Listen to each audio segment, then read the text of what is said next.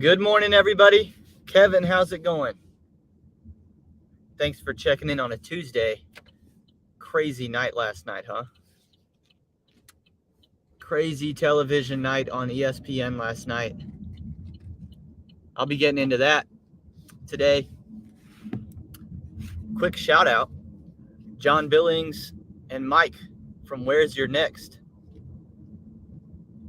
I just saw this morning there's some gig war content out there for you. 2 Utah Dashers competing. If you remember, I competed against John Billings a while back, and he beat me, so he's going for 2-0.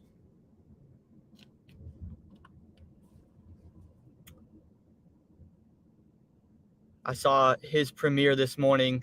I have not seen the version of the video from Where's Your Next yet, but I did see there's an upload. So, and it looks like it's going to be a 2-part series.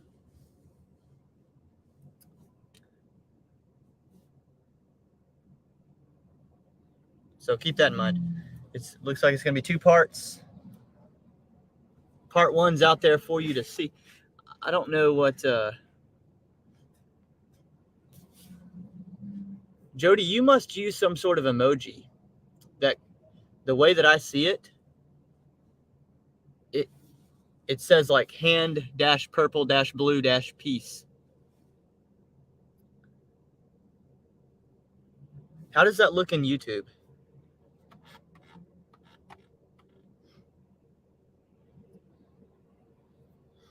Good morning, Steve and Jody.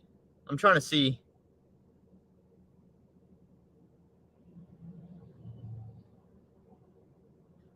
Oh, yeah, it's an emoji. That's weird, man. That emoji comes through StreamYard in like a... Yeah, it's like a text sequence instead of the emoji. It says hand, purple, blue, peace. And I saw that yesterday too, and I was like, what is that?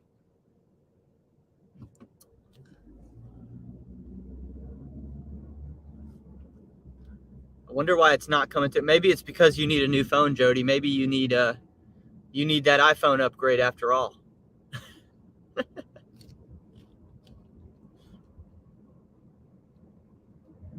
Steve said, hello, friends and colleagues. I guess we do qualify as friends and colleagues, don't we? That's a fair description.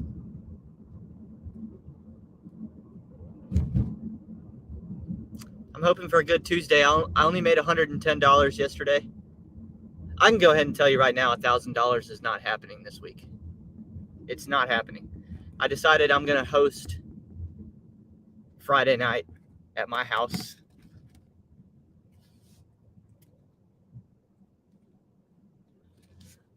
I'm not going to work. I'm just going to have a game night, you know?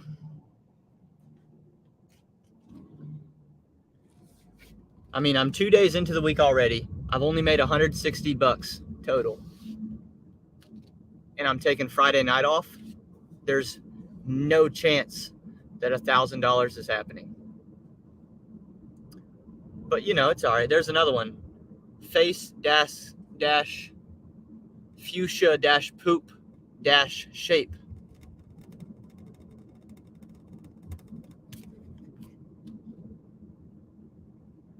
Oh, Jody says I'm on the desktop. That's why.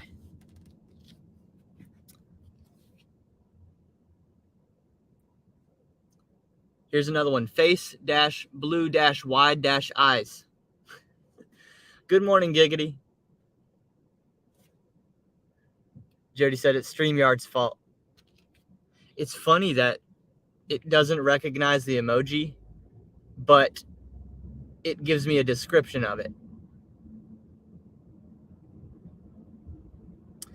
StreamYard's like, yeah, we can't show the emoji to you, but we can describe it to you.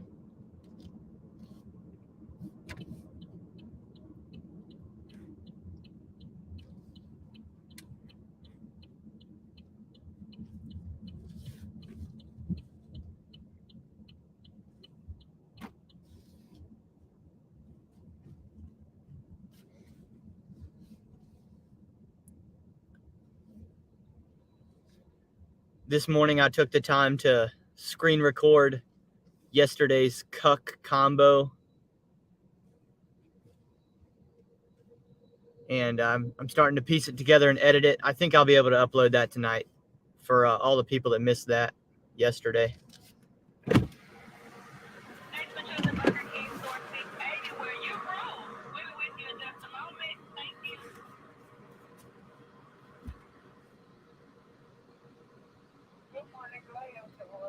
Hey, I got a coupon for a 2 bacon cheeseburger meal with a medium fry and a medium Coke.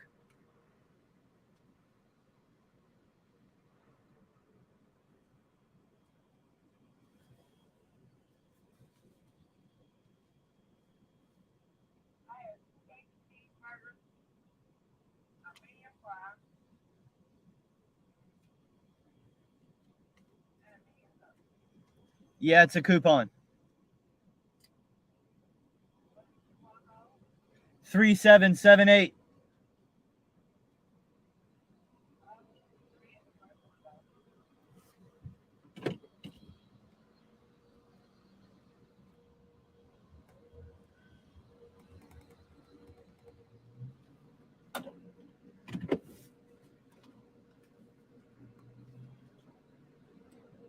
$6.53. And if you can wait here a moment, your fries cooking. Okay.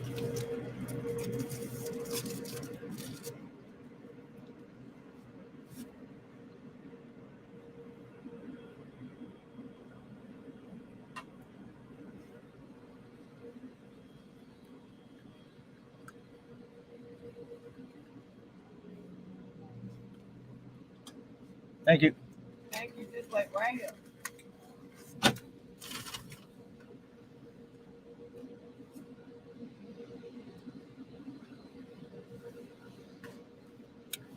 Giggity said, where's the cuck emoji?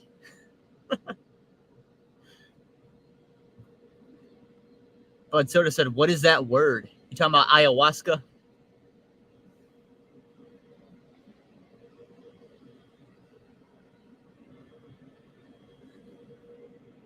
Ayahuasca. What's up, John Billings?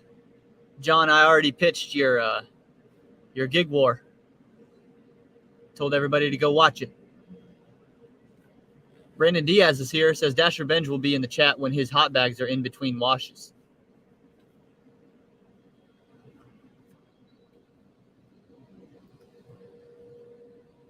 Brandon said, I know a cuck emoji when I see one, and I see one wearing a dirty cap and a broken sunglasses.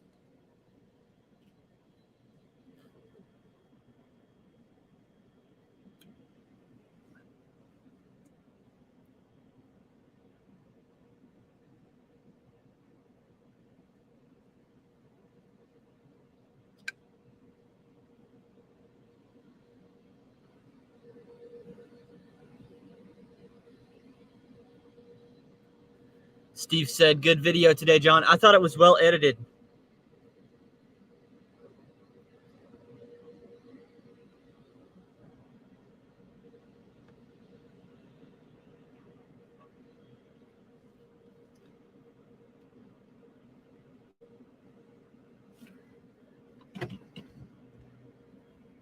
Yeah, John did a good job of storytelling throughout the day.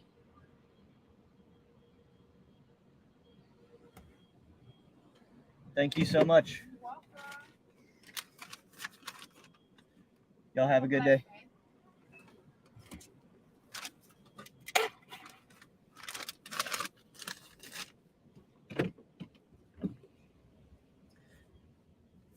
Now I feel like I can talk. It's so loud by the car vacuum cleaners. Holy cow.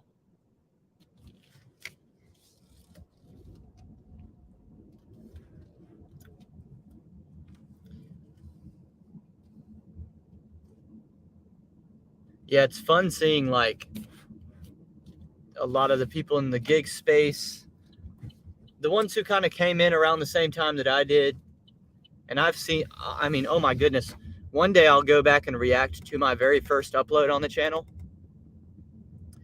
The amount of improvement that has been made by me and others who edit these videos. pretty dramatic. John's getting really, really good with piecing his stories together, keeping a good tempo, a good pace, using music well. I mean, I know I'm a little bit biased on that, but you know, piecing the music in well. Now Jody's used another emoji. It says glasses dash purple dash yellow dash diamond.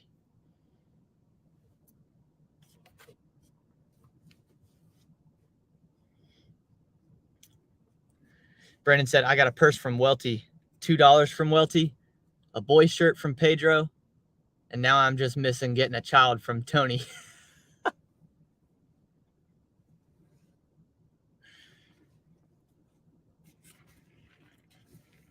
Brandon, it was more than $2. Well, it wasn't more than $2, but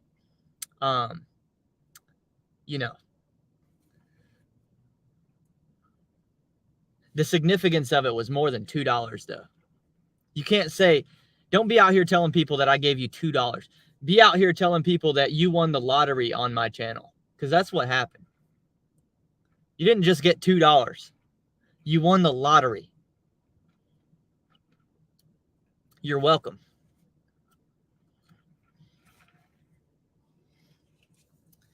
Jody said, I'm going to do it all day just to bug you. Face dash red dash heart dash shape.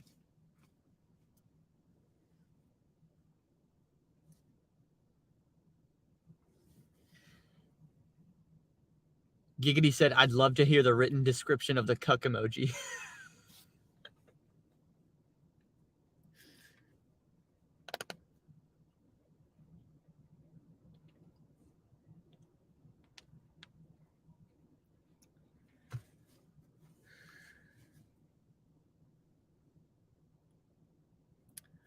Well, believe it or not, y'all, we're off to a slow start on the live stream here. I mean, I haven't even declined an offer yet. 12 minutes in, I haven't even declined one.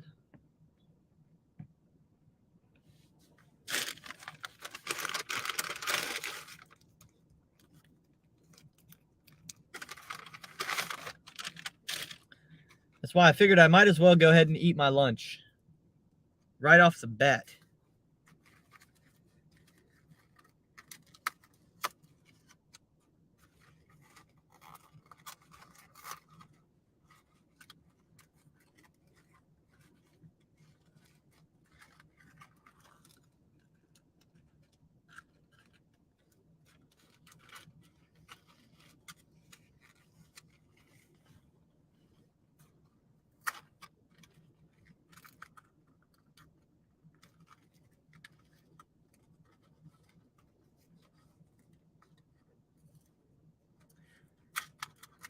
Giggity said brunch. When does brunch end, though? It's 11 o'clock.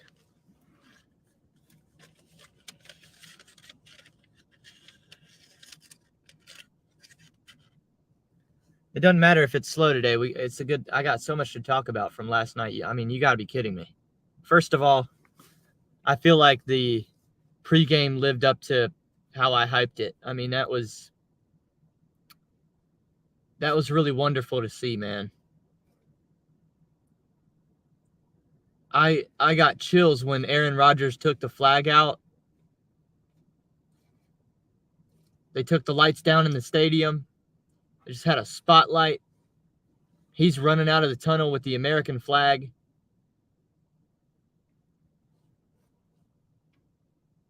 What an image, man. I mean, after all the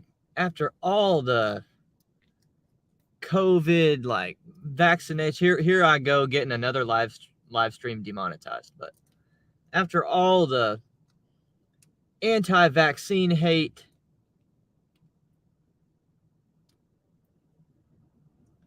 oh my gosh, Aaron Rodgers' opinions are dangerous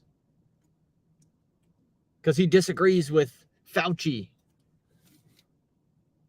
Dude, to see him running that flag out on the anniversary of 9/11 with, I don't know, how many people do you think were watching that? Man, that was awesome.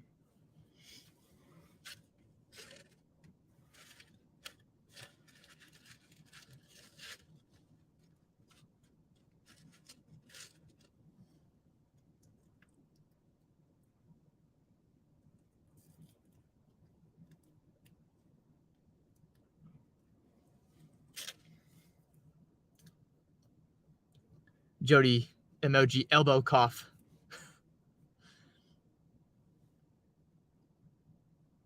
Oh, is that what they're calling the dab emoji elbow cough?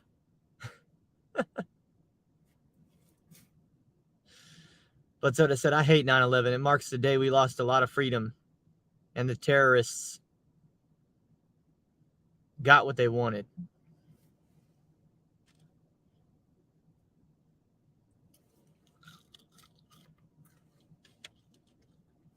Did they get what they wanted? I mean,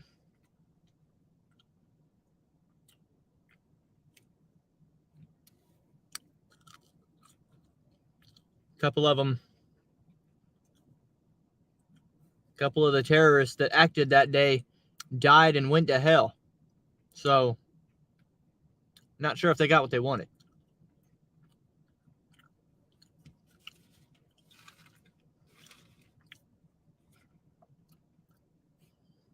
I'm pretty sure if they came back to life, I think they want a do-over.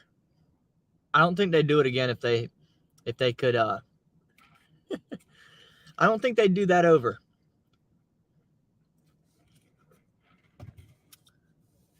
It's been 22 years, and their eternal torment. I mean, it's eternal. It's as if it hasn't even started yet, and they're 22 years in. Good luck.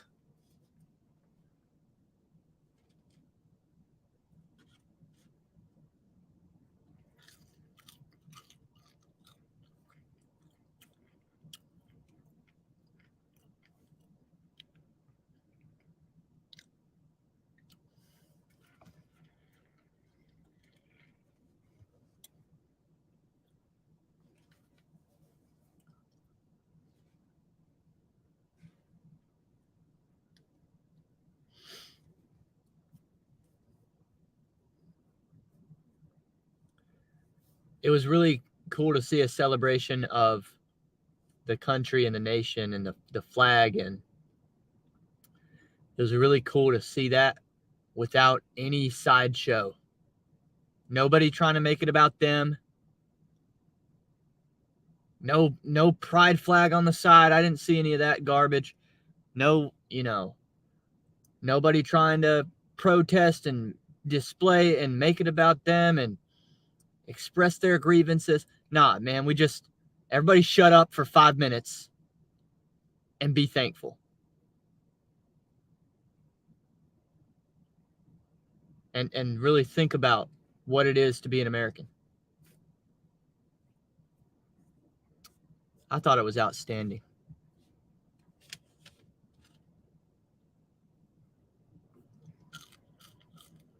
Then the game started, and what a roller coaster of emotions that was. I told y'all yesterday I was rooting for the Jets, and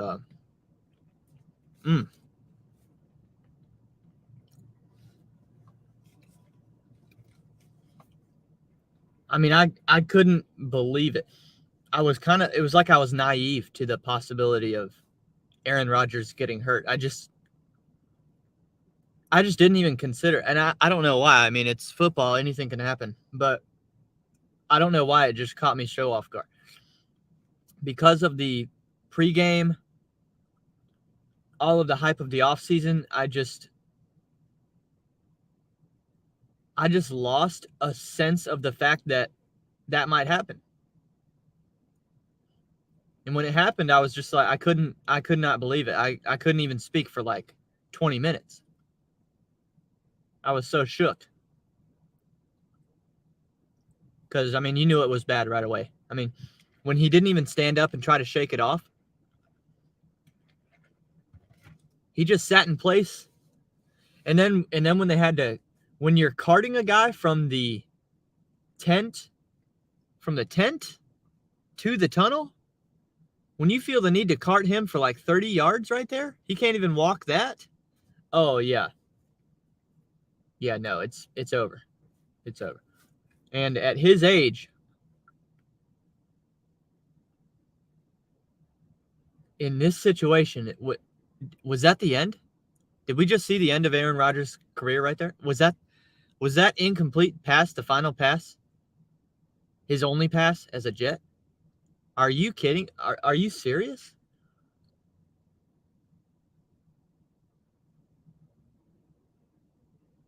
Wow. Wow, I still can't even wrap my mind around it. How distraught I would be as a fan, as him, as a teammate who agreed to come based on the expectation that he was the guy.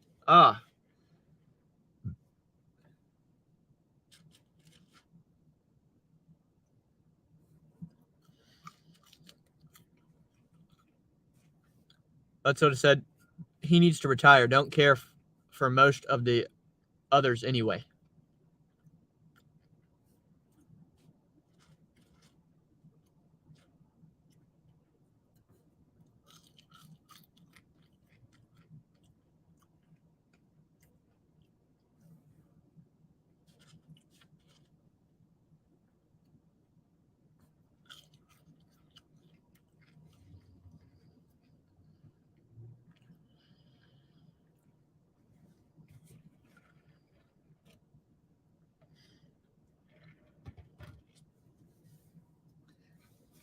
Then you go from that to a 10-point halftime deficit,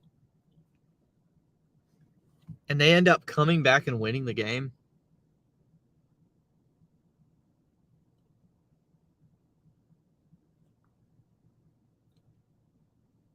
That was like, I didn't see that coming either. I'm not a Josh Allen guy, but he sure kept the Jets in the game, and then the Jets just barely did enough. I thought in the fourth quarter, with 2 minutes left, when they weren't trying to score a touchdown, they were cool with just taking the 3 points and giving Josh Allen the ball back instead of trying to kill the entire clock or score 7.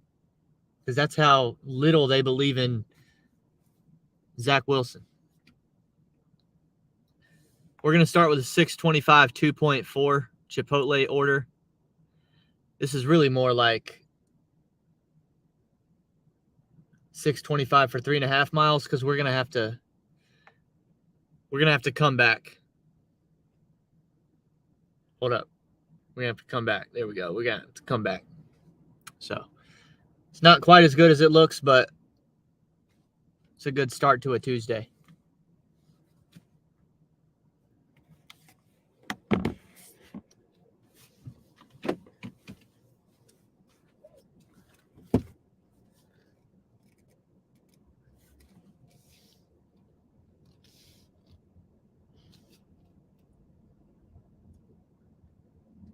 I thought it was a mistake how the Jets handled the end of that fourth quarter.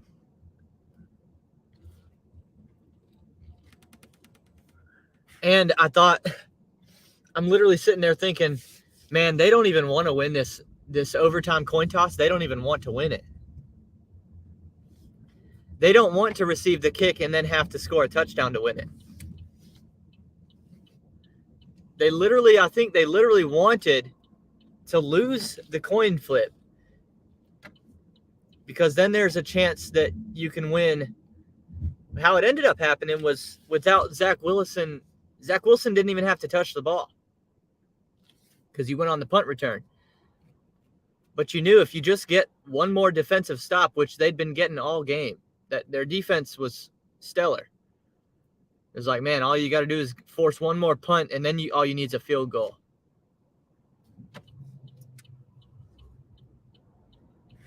That would have been something else if the Jets would have won that coin toss. As their coach, I would have considered kicking on purpose, even if I won the coin toss, just because of the situation. And I think that would have been the first time in NFL history that somebody would have deferred the overtime kickoff. I'm not sure. I don't think that that's ever happened before.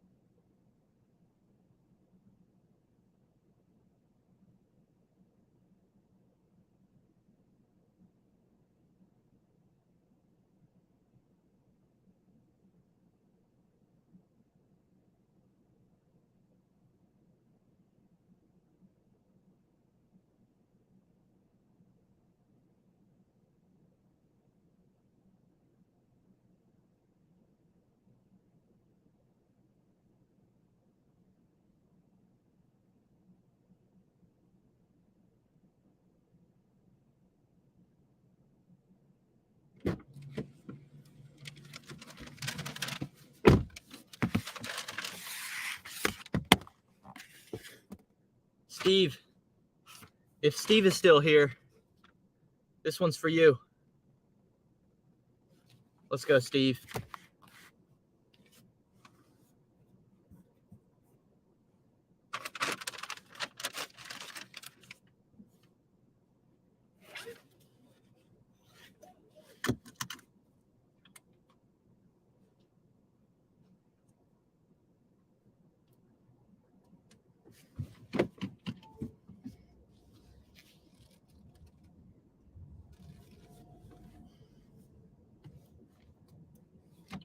I'd like to play some YouTube videos while I ride around today, while I'm live. I'd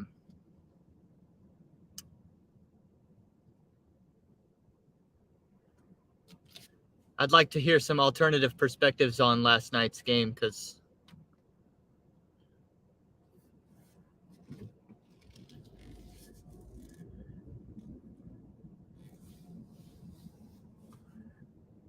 I mean, that was just something else.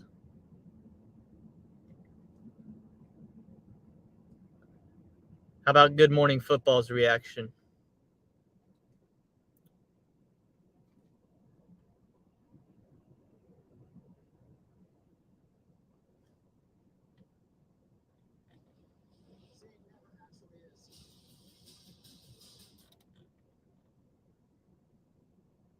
As to the news that we saw unfold, Kyle saw in person. We all watched it last night. The four of us were texting feverishly about it. Peter, your thoughts? Yeah, you mentioned sleepless nights. I've been texting with 3 different Jets coaches. They haven't slept. Yeah. They haven't slept. It's 7 a.m. Eastern. They probably got home at 3 a.m. 3 different coaches, different facets of the game, just talking about what happened last night. They're excited about the win, but devastated. Mm-hmm. Devastated not only for the fans and for Rodgers. This guy was so invested all summer and has been a coach for the team and has put everybody under his wing, has been the ideal veteran leader. And like that, it's gone. There's something so New York about this. And I'm going to go back to a legendary New York comedian in Woody Allen. If you want to hear God laugh, tell him your plans. That's a Woody Allen quote. Yeah. If you want to hear God laugh, the Jets had these plans. They had the intro. It's almost ghastly humorous if you look back on the whole build-up this summer and how quick it was. 4 snaps. We never saw Aaron Rodgers complete a pass to the New York Jets. And yet, they win the game. They've got a guy who they once valued so much that they drafted 2nd overall. The team has one of the best defenses in the league. They just beat Josh Allen. There is a silver lining to this, but it's devastation. And if you're a Jets fan, it's hard not to look in the mirror and say, why? Why does this happen this way? Like, can we not have nice things? Right. The answer is he's a 39-year-old quarterback who was brought in and snapped his Achilles. And that's what we're saying reportedly happened. We'll get the full MRI, but that's what it sounds like. And it's happened before to other quarterbacks. It's happened to a lot of weekend warriors before. The human body can be cruel sometimes. And this one it's not a laughing matter. And yet you look at it 30,000 feet from the air and you're like, gosh, God is just laughing at us. It's sick. Like, it's sick. And this is how it goes. Yeah. After the amazing intro, the flag being planted, like that, it's minutes later. It's incredible. And yet there's still 16 more weeks to play. Yeah, I think everybody was watching at home in disbelief of what just happened. Like, you went on social media and everybody was just kind of stuck in that moment. As I'm watching last night and Rodgers gets up, when he sat back down and kind of rocked back and then just sat up, it was just like, my goodness. And you look at that and what Robert Saleh said, I'm not worried about myself. I'm not worried about the team. I really feel for Aaron. And as an athlete, you put so much into your craft, so much into training in the offseason, so much into mental. I think that's the one thing we always hear from Aaron Rodgers. And whether you agree with him, disagree with him, his mental approach to the game and how he said manifestation and different things of that nature, everything he's done this offseason to get to this moment, switching teams from Green Bay for so long to the New York Jets. And we were so excited to see what the journey was going to look like. And in a split second, next thing you know, you're injured, you're possibly out for the season, you're in a surgery room and you're rehabbing, and now you're trying to make decisions and look forward to what's next for me. And a day before, you're planning out the next 18 weeks of your life of playing a football game week in and week out and preparing. So I hurt for him, but I do hurt for the guys in the locker room, because when you have a leader and a guy as talented as Aaron Rodgers, you look to him so much. And when you see that image of him down on the ground, when you see him limping off of a cart, it is tough to continue, because Steve said, plot twist, I didn't tip. We'll see. Nah, you have to have tipped. $6.25. If it's all base pay, I don't care. It's still $6.25.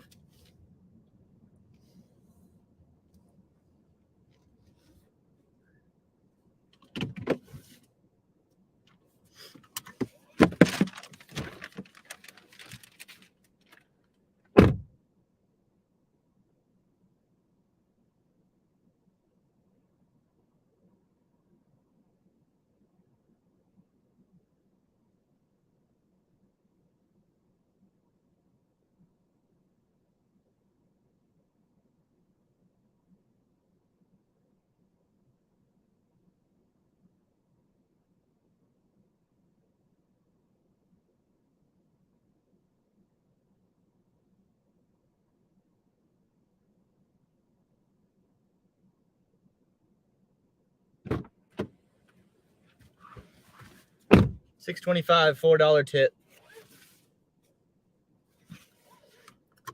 I don't see the hidden tips on the $6.25 orders anymore. They're now, my hidden tip orders are all the $8.25 ones. Last night I had an $8.25 turn into $14.25, I think it was. And that was about a 2.5 mile order. And all it was McDonald's, and all it was one Happy Meal.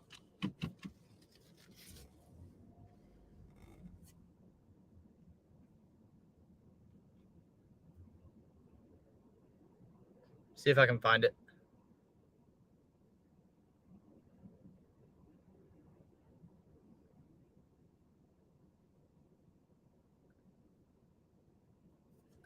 This one right here. $12 tip on a Happy Meal.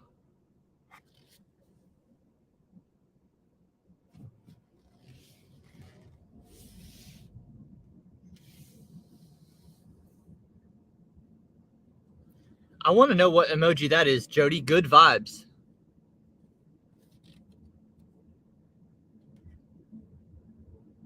Planet-orange-purple-ring.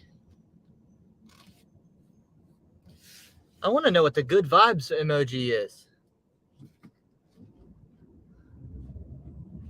because you know what he's been through because you've been in the locker room next to him all summer. So that was a tough one to go. When you see the stars in our league go down, you know the impact that it has. I'm standing in the corner of the end zone. Man, that place was awesome. It was really, really special. I've been in a lot of stadiums. I'm not naive. I get it. The view, earlier in the evening, there was a giant rainbow that was coming down. Yeah. It was 9/11. This is just me shooting on my phone. I was shooting. This is not the play. This is a couple of plays beforehand. This is right where I'm standing. He goes down, and I'm standing. They have one of these giant flags, and all these first responders are holding the flag. He goes down, gets up, goes back down. I'm standing next to a firefighter, a New York firefighter, and the guy turns to me and goes, "He's done." And I go, "What do you mean?" He goes, "He's done." He's like, he's done. I'm telling you right now, he's done. And I'm looking at it, and I text you guys. I'm like, I think that's an Achilles, and I'll tell you why later. But it was so sad. And let me tell you why. The evening was really strange because there was bizarre weather in New York last night, and there was these storm warnings and shelter in place and all that. So a ton of people got to the game late.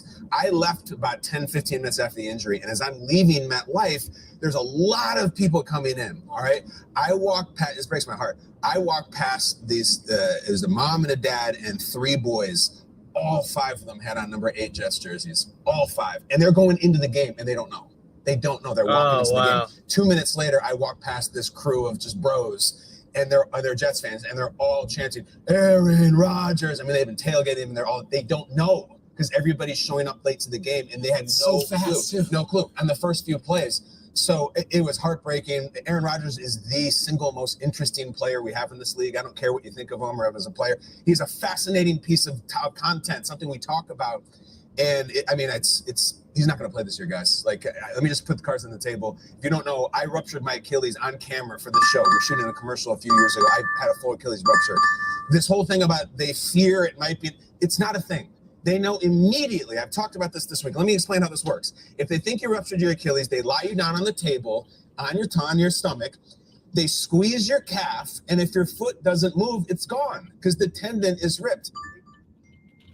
5 seconds. There is no miracle MRI. Every doctor worth of salt knows that you squeeze the calf, and if the foot doesn't move, we got a rupture. It's that fast. I had surgery on my Achilles, and I said to the doctor, I said, is this common that you see people like me? He goes, my whole office is built on 40-year-olds playing sports.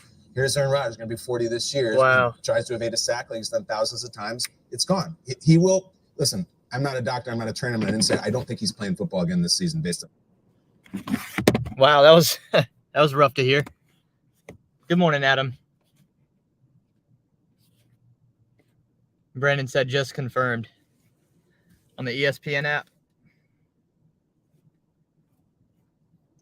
Yep, MRI confirms Rodgers' tear.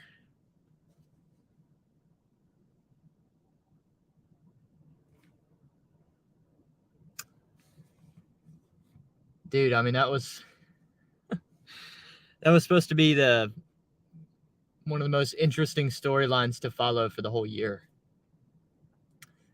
I mean, we lose Tom Brady, and then we only get 4 plays of Aaron Rodgers. Wow. Wow, wow, wow.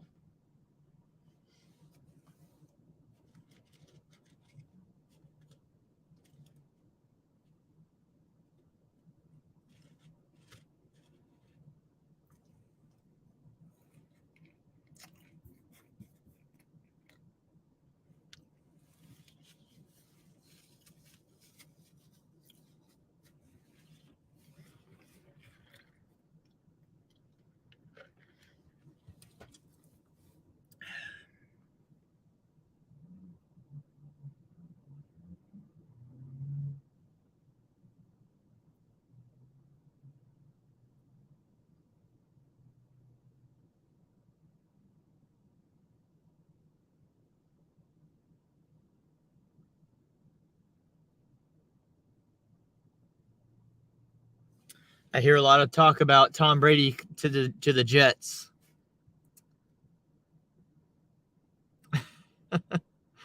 Oh, you got to be kidding me.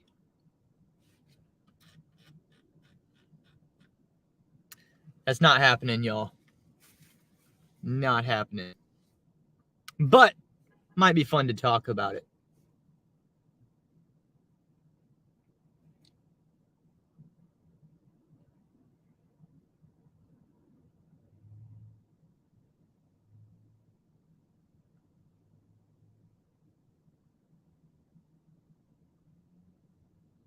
Yeah, I got 3 more videos to listen to here.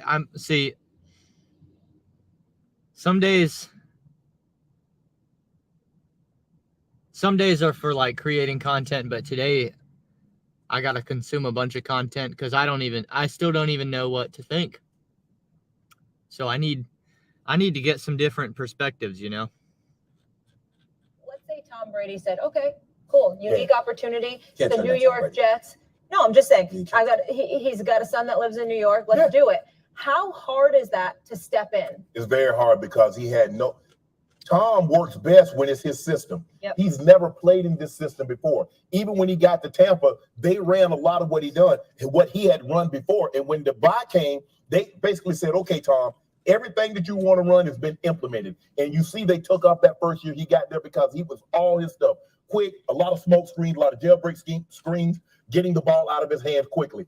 I don't know in the West Coast system, it's getting the ball out of your system, but not like Tom Brady is accustomed to getting the ball out of his hands. Here's where I disagree with you profoundly about Tom Brady, although I wouldn't blame you for making that call as a 7-time champion. Of course, you make that call. But here's where I disagree.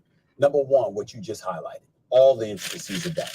New system, new players, Yeah. unfamiliar. It's not like you would be going to Josh McDaniels, who once coached you. Correct. It's not like you would be going to Bill O'Brien, who once coached you. Correct. You're going to an entirely new situation. And by the way, Nathaniel Hackett is there. You're going from them to Nathaniel Hackett. That ain't working. So just cancel that, okay? So we get that out the way. Number 2, the stationary target that I pointed out. Number 3, you haven't been working out and getting yourself conditioned for an NFL season because you retired officially and you were looking to go into the booth after taking a year off, all of this other stuff.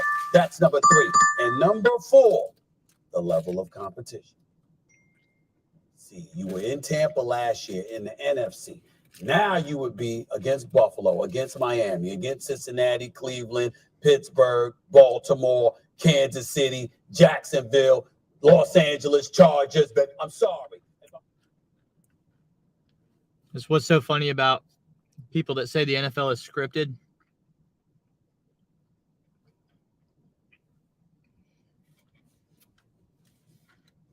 First of all, you can't script an Achilles tear.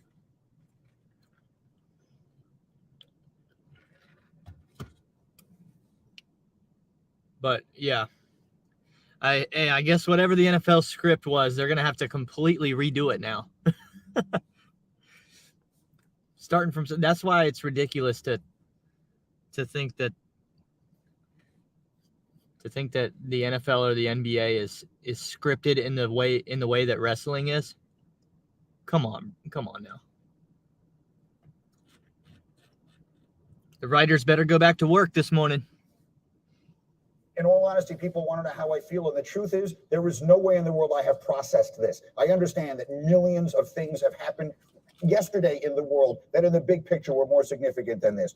But from a sports perspective, this is about as overwhelming as anything that could possibly happen. 6-8 months of anticipation, all the excitement and all the possibilities, and for it to come to an end like that quickly, there's no way I have fully taken in the magnitude of what actually happened on the 4th play last night. It was incredibly deflating for all of us because no matter what happens, if they win, fine. If they lose, cool. We talk about them losing, but we thought we were going to get a full season of Aaron Rodgers ups and downs and New York being relevant, the Jets being relevant, and in an instant, within the first 4 plays of him being on the field, it's all completely gone, and it's almost made more disappointing by how well the team played without him, because now you're left to think, what could this team have done if they had the quarterback? But so to say, do you like being demonetized?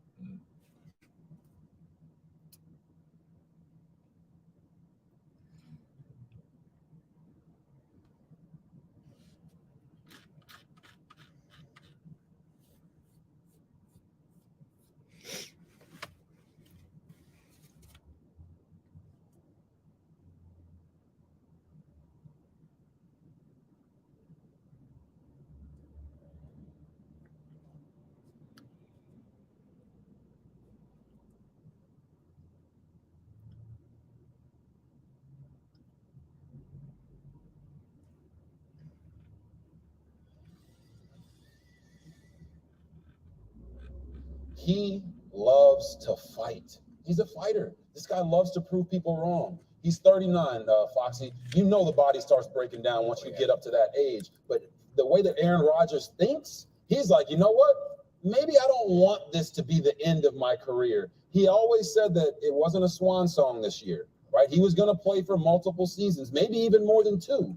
This injury, I think, could do one of 2 things. It could push him 100% to retirement, or it could re-energize him even more to say, I'm going to come back and get it done, even after Achilles, when some people think I can. I think this other point is going to work in Aaron Rodgers' favor as it relates to continuing on. Usually when you have injuries, particularly injuries of this nature, you don't even feel part of the team. Yeah. You're just off rehabbing, and you're not even really part of the quote unquote team anymore. But I think because of the stature of Aaron Rodgers and his ability to help with Zach Wilson, I think he's going to be really invested of just being in the meetings, being around the team. Oh, yeah. I think that aspect will I think it will draw him in and bring him back for another year. Quick final word, and we let Mike go. Yeah, the irony is this. Even if Aaron Rodgers said he's coming back, I'm drafting another quarterback. This is how it all started with Jordan Love, because at 40 years old, coming off of this injury that D went through, there's no way I can expect him to come back to be the same guy. That'll go well. How can you draft another quarterback? You got to give Zach Wilson a chance to play. You trying to trade? You got a team of all quarterbacks. Thank you, Brady. Get him over there. What's up, Bobby? What are you talking about? Stems are awful.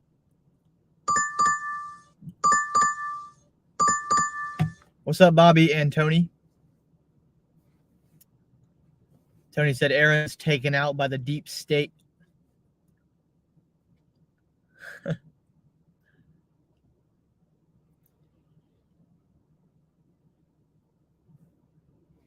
Man. Yeah, Bobby, they confirmed that it's a torn Achilles. It's over. It's not possible. It's not might be.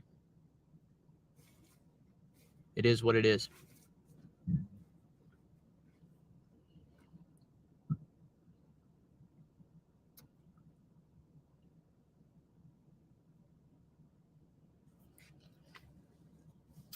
Well, it's good news for Miami fans. The Miami Dolphins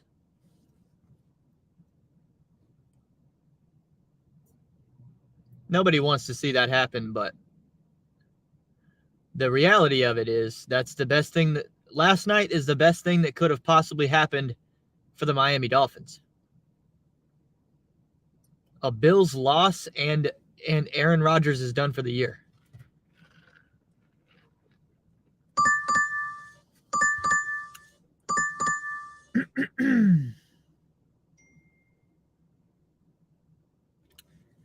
Yeah, Bobby, it's done. It's done.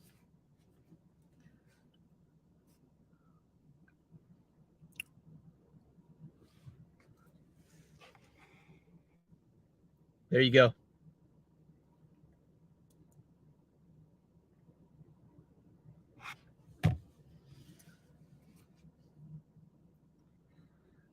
Jody, this emoji says face dash pink dash tears.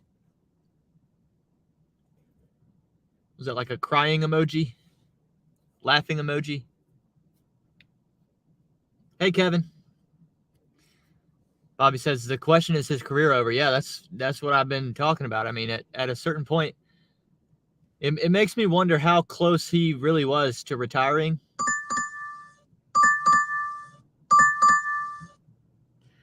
I can't imagine how brutal this would be mentally if you were really on the fence about retiring and then you decide, nope, you know what, I'm going to come back. And that's what happens. 4 plays and then out for the year. Oh my God.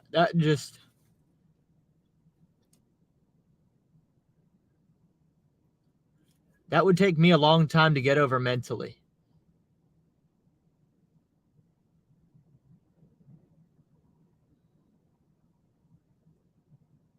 What a shitty way to go. Yeah, I mean,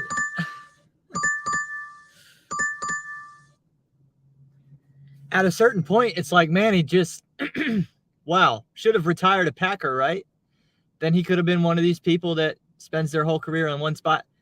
Now he doesn't even have that anymore. He can't say that. He threw one pass as a New York Jet. Oh, that would make me sick. And I'm curious because wasn't he supposed to go on Pat McAfee's show today? Like today. I doubt that will happen anymore, but I'm curious, like, I imagine Pat McAfee will still want to do the weekly interview. Like, why not?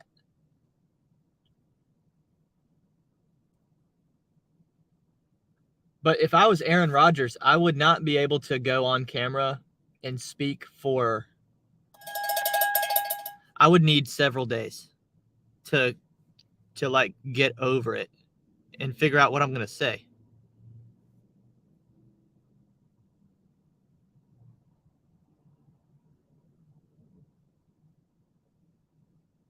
Should we do an 18-19 for 16.9 miles?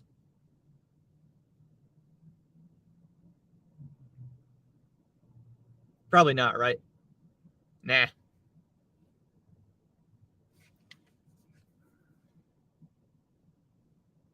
Kevin said, how much did Aaron Rodgers earn per play this season? Not enough.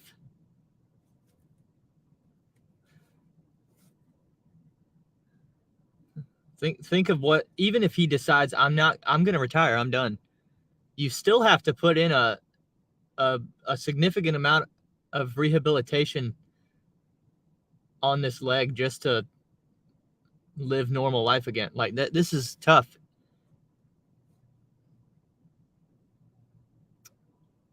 His next 12 months aren't going to be very fun.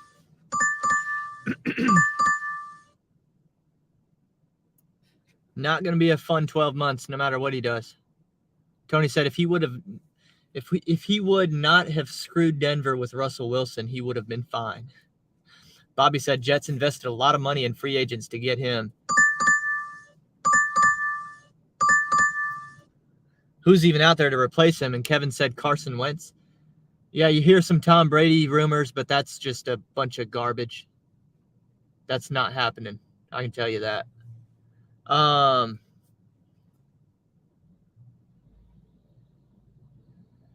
Matt Ryan.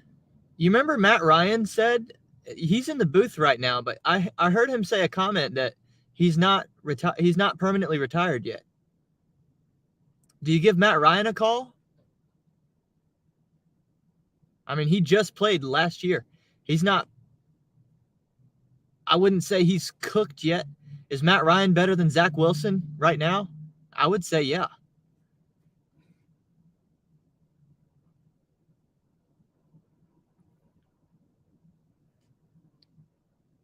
Bobby said Matt Ryan wouldn't be the worst option. I'm trying to think of other people. I mean,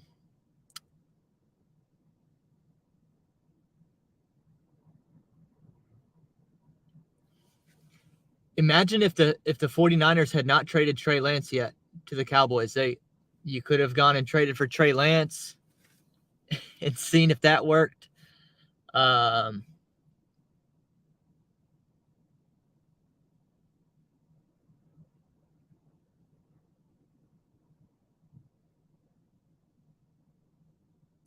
I mean, my mind always goes to Andrew Luck because he retired young.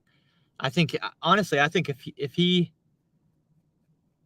the problem is he's got no time to train. But if Andrew Luck if Andrew Luck all of a sudden decided I'm going to play next year, I think he'd be pretty good. I think he's still got it. Bobby said a trash can is a better option than Zach Wilson.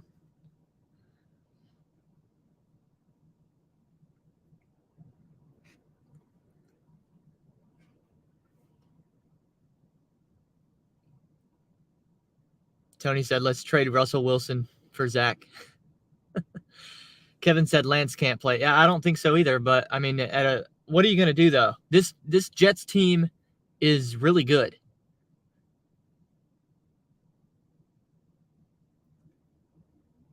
And they do not believe in Zach Wilson. They decided they would rather give Josh Allen the ball down 3 than have Zach Wilson throw a single pass in that final drive of the fourth quarter. They ran the ball on 3rd and 12. That right there tells me you can't play the rest of the season out with Zach Wilson. You got to go get somebody. Somebody.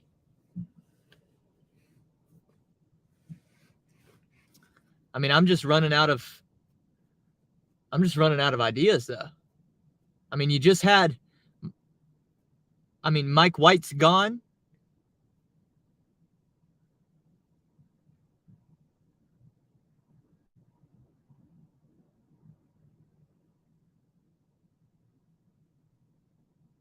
Did anybody pick up P.J. Walker? When the Bears cut P.J. Walker, I don't know if anybody picked him up.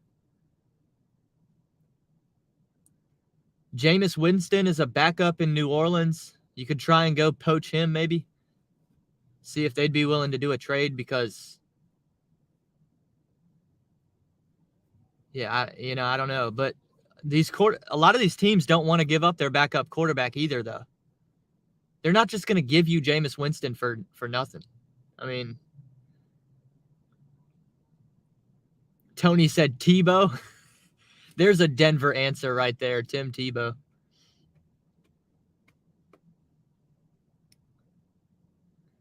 Yeah, Bobby and I are thinking Matt Ryan's the easiest answer. Just because he's available. I mean, I don't really know. I don't really know who's actually available that would be a better option than that.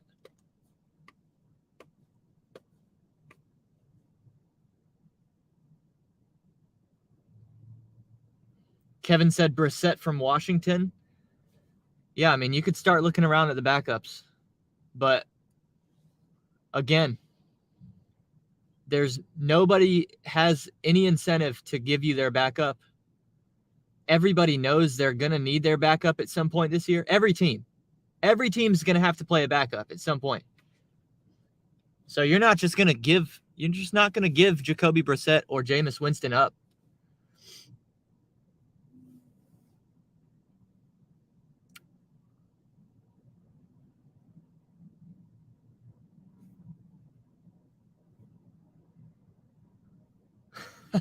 I don't know, man.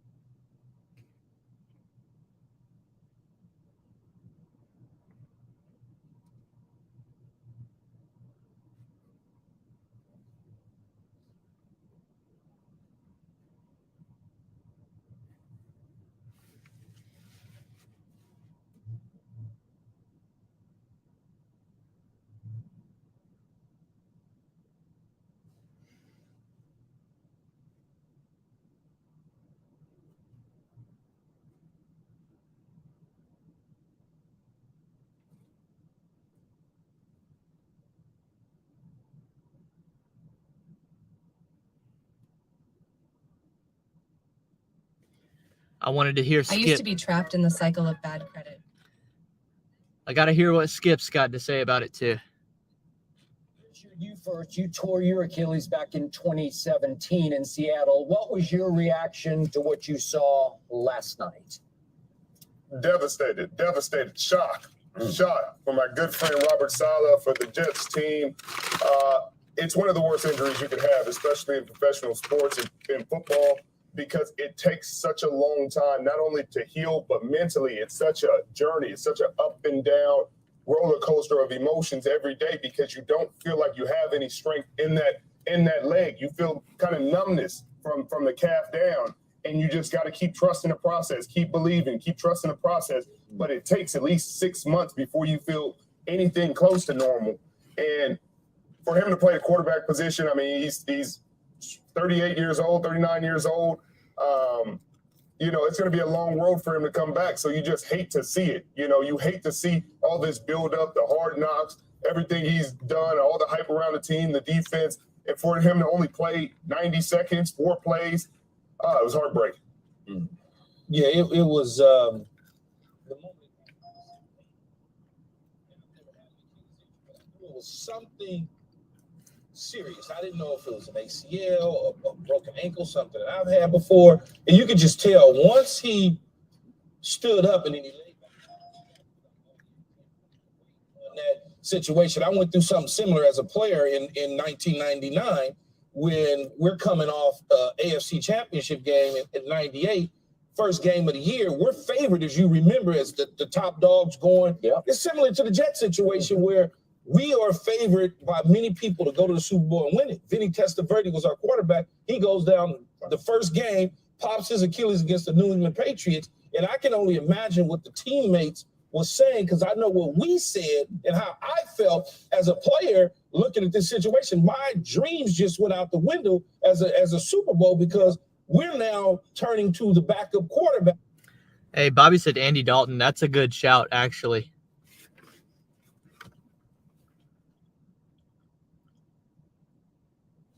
It depends how much they actually think Andy Dalton is teaching Bryce Young. But you got McCown as the QB coach. I mean, what does Andy Dalton know that McCown doesn't know? You know? So you got a good QB coach in Carolina. You got Frank Wright as a head coach, who's also a QB. So honestly, yeah, you got a QB head coach. You got a good QB coach.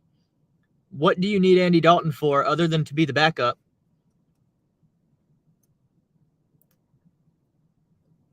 Andy Dalton might be available, y'all. That one adds up. Good call, Bobby. Kevin said Bailey Zappi. I don't see that. You're going to have a hard time getting an in-division trade. Why would the Patriots help the Jets? Not happening. Carolina, the Andy Dalton trade makes a lot of sense. Kevin said Big Ben. That came across my mind too, but you would go Matt Ryan before you'd go Ben Roethlisberger, I think. Ben Roethlisberger is not he's got no reason to come back. He's a career Steeler. Why he's not coming back? He's not playing for the Jets. He's not giving the career Steeler. He's not giving that up. Bobby said Carolina is all in on Bryce Young, so they can find another decent backup. Yeah, Bobby. I think I would say Matt Ryan and Andy Dalton are the two most likely. That was a really good call.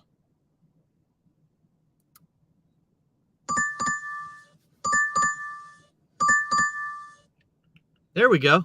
Here we go. An hour in. We made 6:25 for the first hour on the live stream. Now we're going to make another 7:75. There we go, baby. A little 3.2 action. Down to another hot spot. Down by the Papa John's and the Red Bull, so we'll be good over there.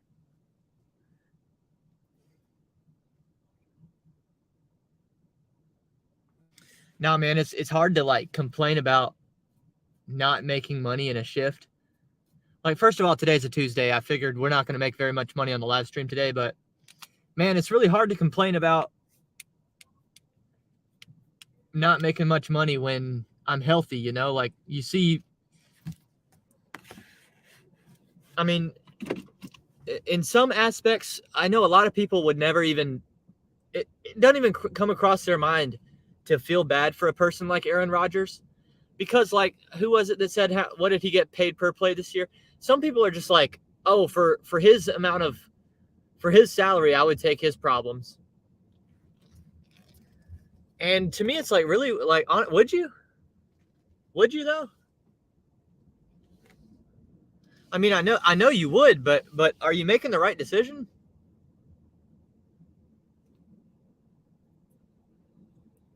I don't know, man.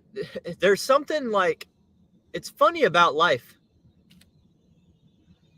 I'd rather sit through a couple $6 hours being a food delivery driver in the car than be Aaron Rodgers right now today.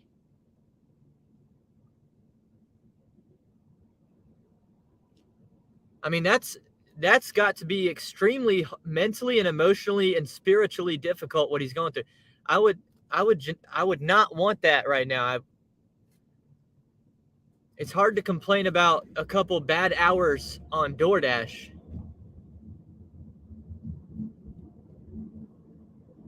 When his whole next 12 months just got completely thrown off. Totally.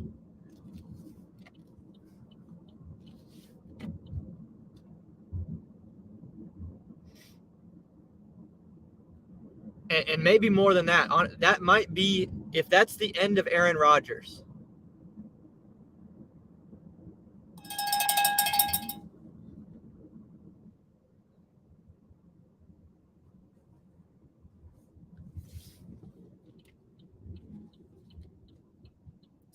I don't know. I just think sometimes people lose perspective.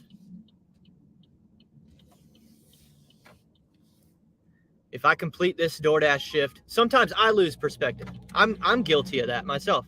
That's why I'm even vocalizing this, because I'm kind of talking to myself. We can do a stack. That's a good stack right there. I'm guilty of it myself.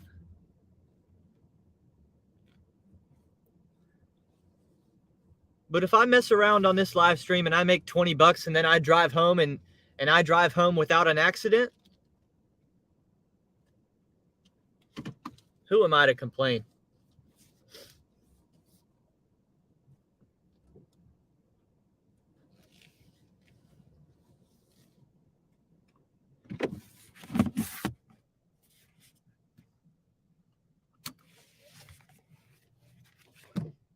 Bobby said, I'd rather have a rough day on DoorDash than versus tearing something too. Yeah, I mean, I'm telling you, and especially under the situation, it's not just the injury, but it's the mental toll of psyching yourself up for a new job, a new fan base, hundreds of millions of people watching too. It's not like I got 12 people watching my live stream right now. Imagine all the people invested in Aaron Rodgers as a Jet. All these people watching, and then that happens. Oh, golly, that's just... Crash, what's up? As a Packers fan, I was happy to move on from Rodgers, but not like this. Yeah, no. As a Bears fan, I wanted to see him go torment another division because I didn't want the Bears to be the only one, you know? I was like, good, okay, now other teams can feel what it's like to play Aaron Rodgers, but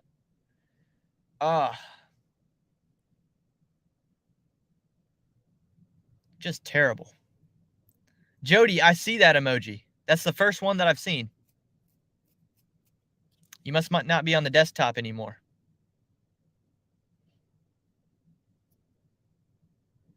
Bobby said that could affect him the rest of his life at his age. Yeah, I mean, it sucks if you're 40 years old and yeah, man. I mean, it's not the end of his life, but it's not comfortable. I wouldn't want to be limping around in my 40s, wishing that I'd retire, wishing that I would have retired 4 months earlier. That sucks. That will take I'm telling you, that will take a toll on you mentally to second guess yourself. Let me head inside because we've got this stack order.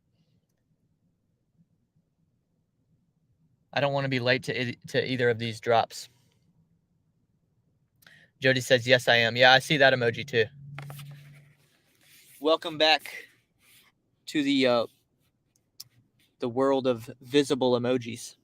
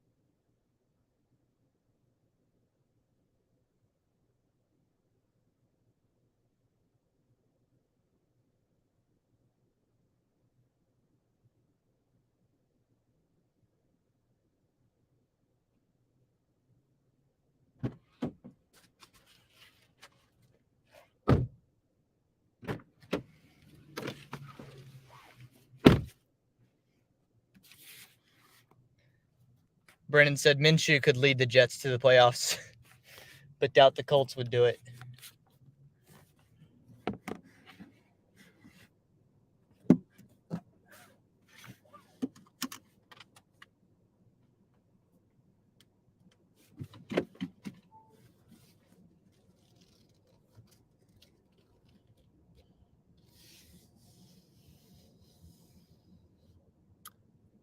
Yeah, see that? I mean, this is the kind of thing.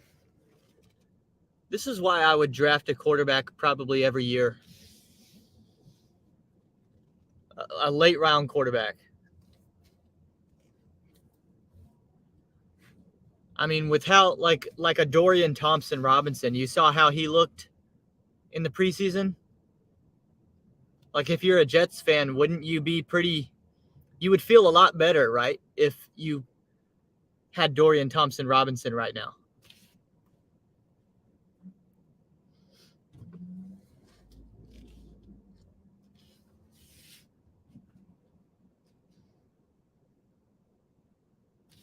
All right, I've got 17 minutes to deliver DoorDash. I think hopefully Sonic will be on time and have this order ready. I don't want to wait too long for it. So if I get a sense that it's going to be a while, I'm just going to drop the order. What's up, Chris? Hope you're having a good morning. It's 11:59. I can still say morning. I hope you're having a good morning.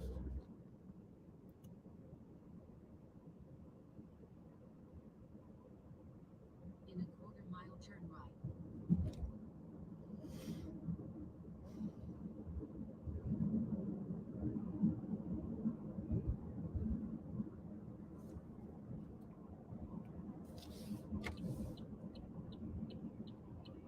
Turn right, then turn right.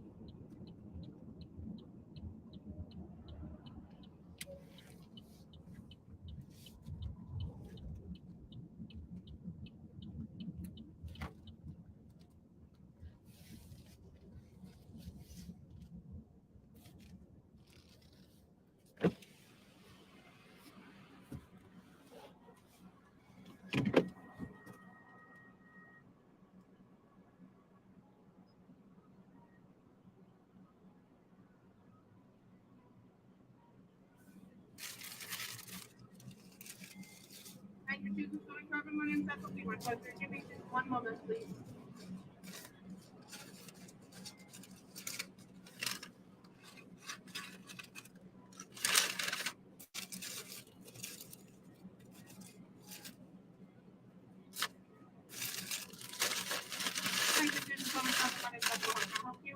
Hey, do you have a Uber order for Whitney?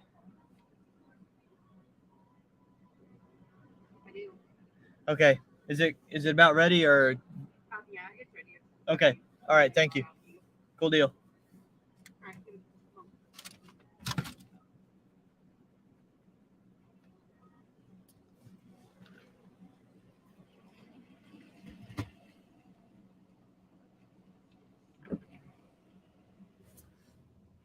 I would like to get maybe here in the passenger seat.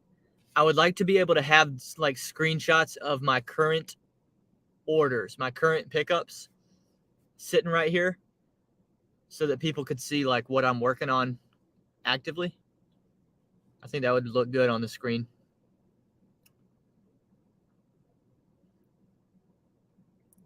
I still need to take some time to like watch YouTube tutorial videos about StreamYard.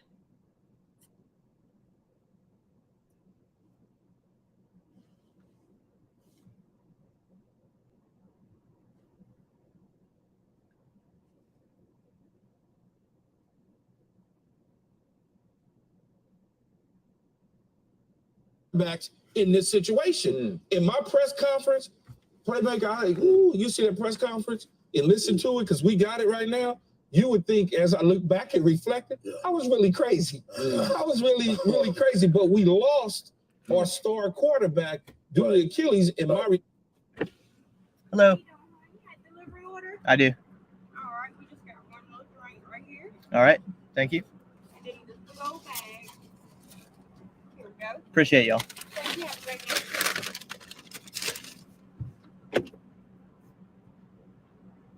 action after the game was something special. Run that tape for me. That's how visibly upset. What are you looking at, y'all? But that's that visibly upset that you realize that all the hard work that you put in and everything. All right, we're gonna deliver the DoorDash first. You did in the training camp probably just came to a screeching halt. Yeah. That just it was, man, it was just, you know, I get chills thinking about it because we were favored to win it all. It's always the peaks in the valleys. I always say, you know, the team that gets to a Super Bowl, the teams that can handle the valleys, because the valleys are the times that teams come apart, you know, and last night I even tweeted this: the peaks in the valleys for the Jets. You know, the run out on September 11th. Yeah. You got two teams from New York playing in New York. That was an incredible scene. Aaron Rodgers with the flag and those lights were out. That was an incredible scene to start that way. And then just 4 plays in to go through seeing Aaron Rodgers on the ground. Wow. I never had an Achilles while I was playing. Certainly had one after I retired. But just the hopes of your team, everybody, the hopes of that whole city was so high. And then the game goes on, and you see this great play, and now you're like, oh, we're still going to win this game. But every moment I'm thinking, the Jets still going to win this game. I keep thinking, wow. Yeah. What would they look like with Aaron Rodgers? Yeah. If this defense right here played with Aaron Rodgers, it was incredible to watch, man. It was incredibly sad and incredibly thrilling to watch them then overcome all of that and still be a Buffalo Bills team that everybody else has in the playoffs except me. So to me, in my career of watching and studying the game you guys played, I cannot remember, all respect to your 99 team, a team that was more hyped. Yeah. You can argue overhyped than this team, and it had a whole lot to do with hard knocks. And I kept saying the hard knocks are about to start for real in this game, and unfortunately they started for all too real on the 4th play of the game. But I want to remind you, Aaron Rodgers has been pretty durable in his career. He went into that game last night having been sacked 530 times in his career. That's the most of any quarterback since he entered the league. Think about that. No quarterback has ever gone down more times and stood up more times and lived to fight another play than this guy. 11 times he played every game for the whole season. So that's almost Jordan-esque to me. You played a lot of high-level football and took a lot of pounding and lived to tell and to survive and thrive. And yet, here you come out and as Richard said, I hate the Achilles. It's the most mysterious injury in all the sports. It's the most debilitating injury by far because it's just hard to come back from it. And it usually happens when you're standalone running free. It's usually a non-contact where Richard, how'd you do yours real quick? Do you remember where you just running? Non-contact. I pushed off back. Right. Yeah. Usually, Dan Marino had one. Randall Cunningham had one. Back to my Chicago days, Jim Miller had one. Usually you're just like rolling out of the pocket and you push, you plant and push, just not hard, just push off a little bit. And all of a sudden, it's like somebody shot you in the calf. And you look down and you're like, what happened to my leg? My leg won't work anymore because it's a major tendon. And once it goes, it's going to be a long, hard rehab. But this was unusual. Imagine the customer requested you hand them the order. They added the following instructions. Hand it to me.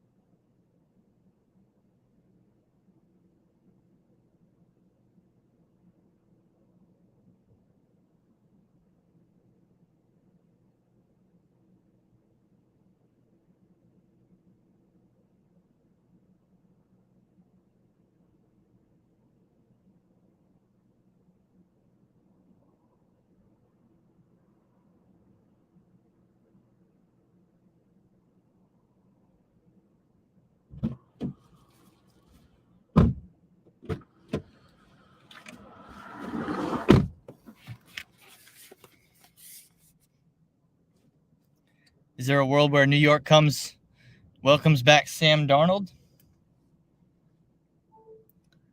Nope, you're not going to have the 49ers giving that up either, because they need a backup.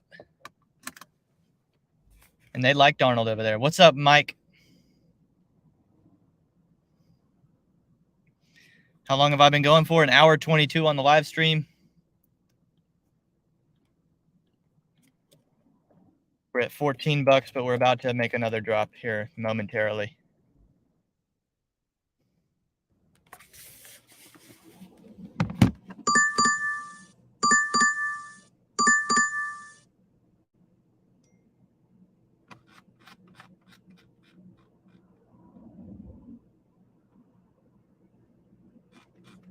A la J.K. Dobbins the day before, because usually it doesn't happen when you get trapped with your legs underneath you. When that happens, it's usually your ACL or you break your ankle. Yeah. Okay. So he gets trapped a little awkwardly, but remember what happened on the play. Dwayne Brown is supposed to cut block on Leonard Floyd, because it's a 3-step drop and the ball is supposed to be gone, because they're going to quick pass it and get Aaron into some rhythm with the young receiver, just try to get something going. And he completed one pass, and it was a penalty, obviously, so it canceled that out.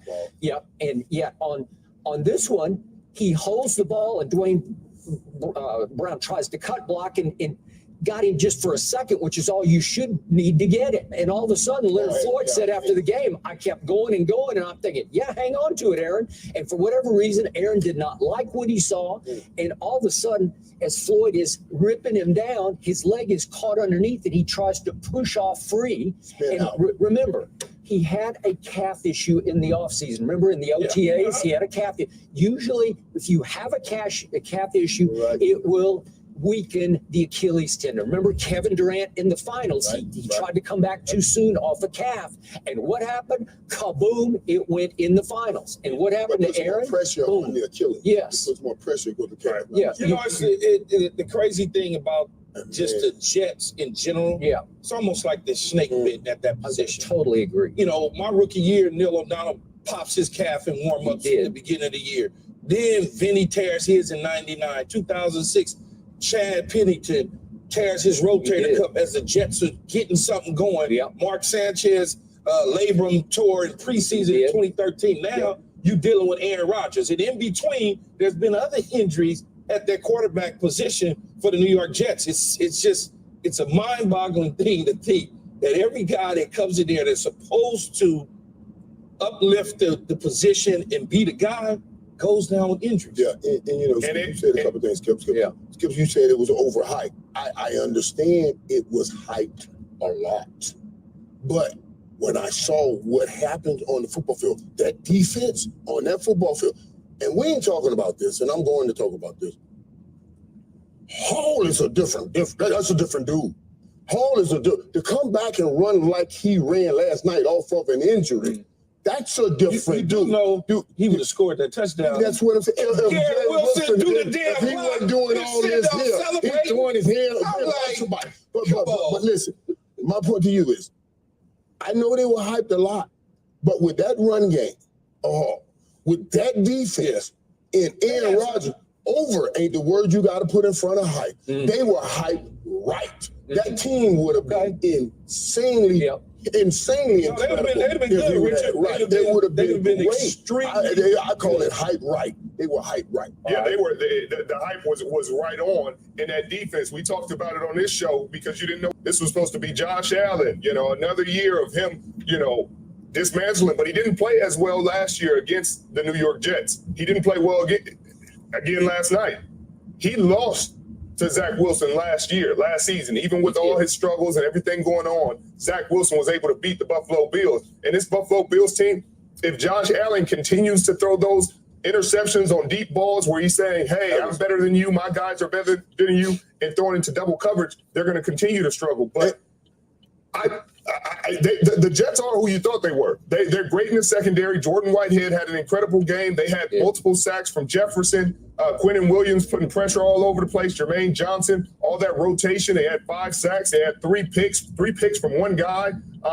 They got a fumble recovery that Josh Allen wanted to get fancy. Instead of just letting the play dive on the ball, let the play die. He wants to continue to try to make big plays. He's got 88 turnovers this year. 88 turnovers since he came into the league. That's the most. That's the most. 88. Yep. And he got 20 since the season started last year. He had 17 during the season, led the league, and then he had 3 in the playoffs. So it's like they have a bigger problem, but it was really cool to see this Jets defense be who they said they were. They wanted to compare themselves to the 85 Bears, to the Legion of Boom, and for that first showing, they looked dang good. No, they did, Skip. Can we get to that Josh Allen? A lot, what'd you say? That Josh Allen stuff. We talking about Josh Allen. Well, I think I was about to tee it up for you and let you knock it off the tee. And when you think about it, you give all the credit to the defense, and there's no question about it, because they forced him into certain situations. And one thing for sure is Josh Allen's been somewhat of what I like to call propped up in a lot of yeast on his ability of who he is. Agreed. He's been a good quarterback in the National Football League. They went out and got Stephon Diggs. He turned into something different once he got one of those alpha wide receivers. But he misses Brian Daboll 100%. 100% he does. A lot of people don't realize that when you have a coordinator that you are comfortable with, and I know this is his second year working with Ken Dorsey, but when you have someone that's been with you, that has taught you, and that voice is in your ear calling certain plays, and they know what you like, you become something different. When they take that away from you, now all of a sudden you get into bad habits, you get into bad things, and this is Josh Allen. He's a turnover machine. He is not as propped up as most people want him to be. Okay, he was on the front cover of EA Sports this year, which says that you are the second coming of something.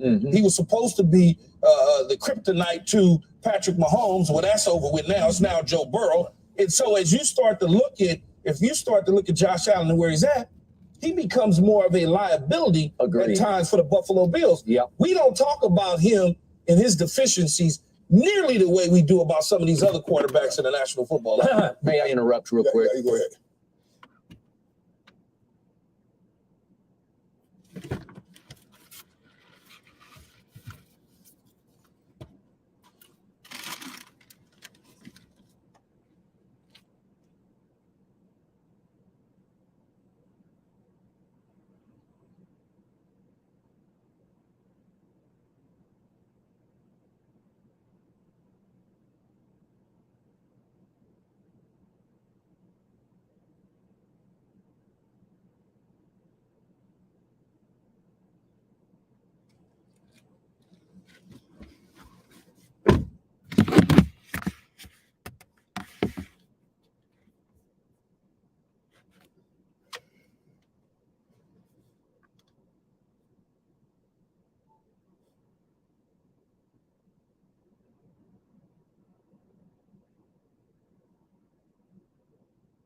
I do, and I have.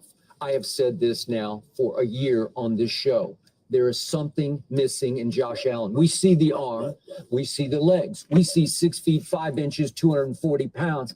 But I'm to the point now, I think he runs it better than he throws it, because when he takes off, he's athletic and he is a daredevil to a fault, because he's not going to last very long trying to do the things that he does in this league. All right, I don't really care about the Josh Allen talk. I made my mind up on Josh Allen years ago.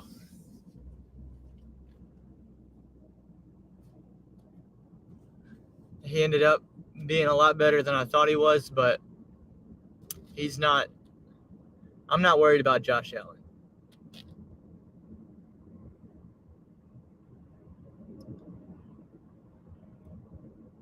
It's crazy what Brian Daboll did for that man.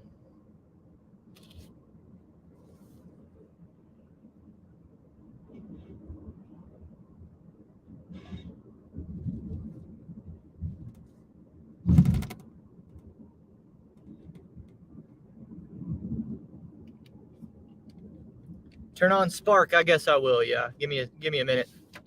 I'm gonna head back here. I'm gonna see if I can find my same shade spot from yesterday.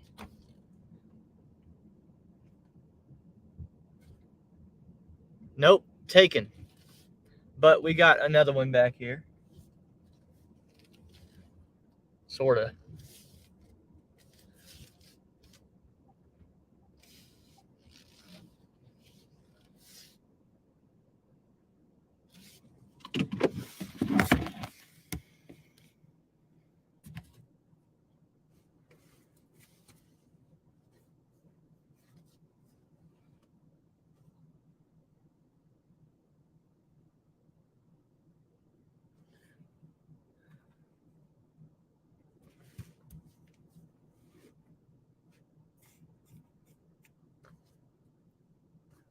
Spark on. Lift on.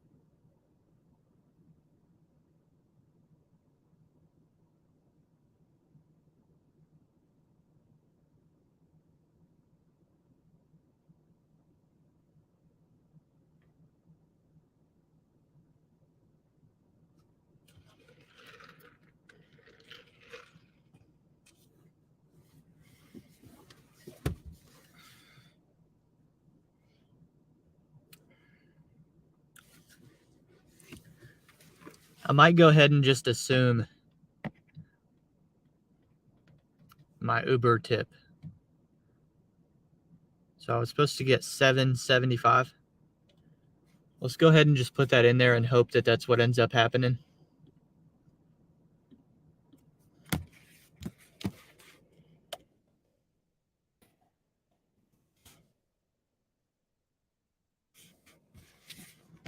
$21.75 for an hour and a half. All it takes is one banger and we'll be back on track.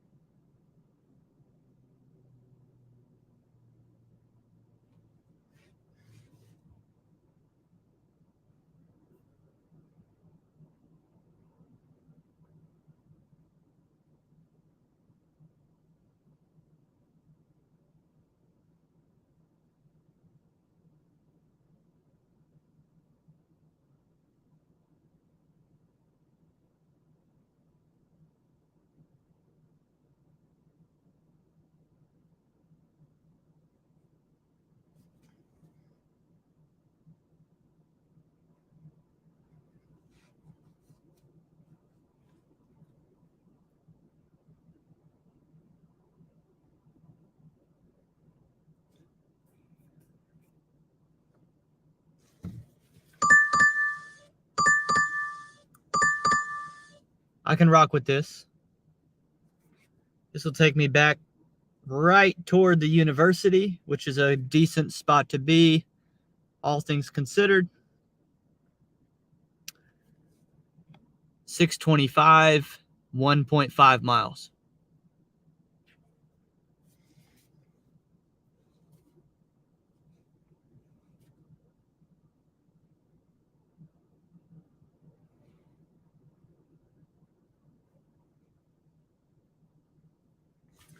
I'm not even sure I need to. I don't know. I could stay parked here, but let's park a little bit closer. I'm like walking distance from the restaurant.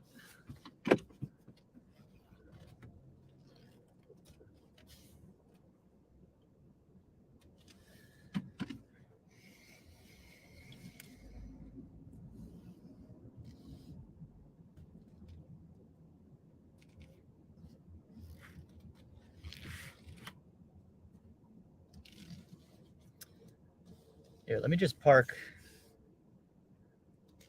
right in front. I hope this thing's ready to go.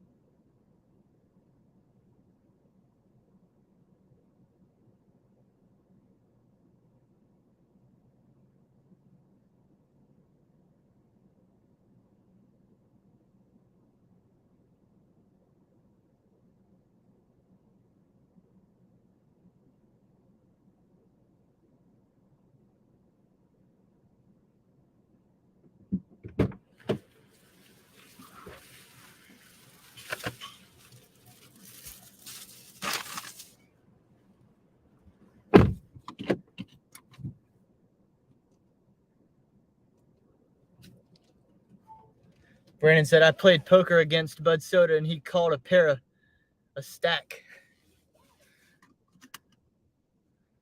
And a 3 of a kind of triple stack.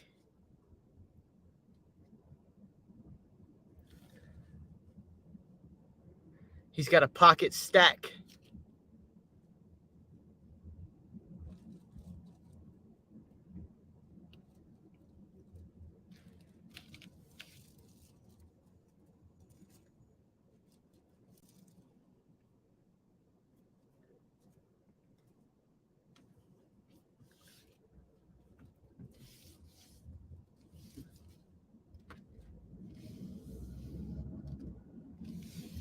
Kevin said, should starters play more in the preseason? Maybe this is causing more injuries because players aren't in game shape when the regular season starts. Well, so the problem with that is there's less preseason play, but there's more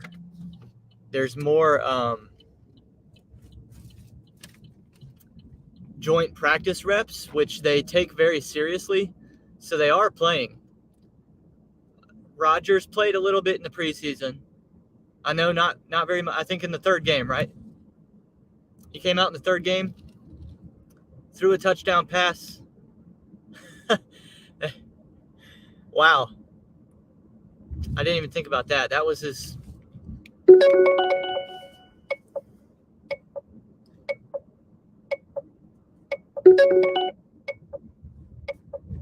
You know, he threw a touchdown pass as a Jet in the preseason, and then not even one completed pass in the real game. But anyway, he played, what was it, 2 drives? But I assume you mean should they play more than that? And when you're Aaron Rodgers at that age, my answer would be no. I would say no. Not in his case, but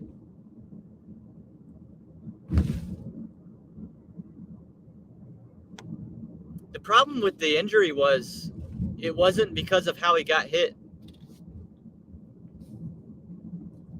It's almost like if that injury is going to happen to you, it's almost like you're due. It's just a ticking time bomb. It's just a matter of time. from what I understand, and it's going to snap. I don't know how you really prevent it, because it's not like he got rolled up on. It's not like the defender put a bunch of weight on it.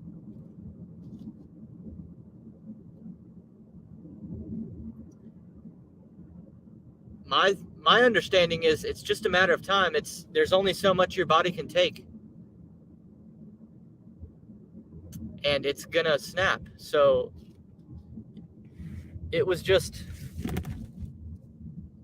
manifested to happen, whether he was on the Jets or the Packers, or it was just meant to be this way.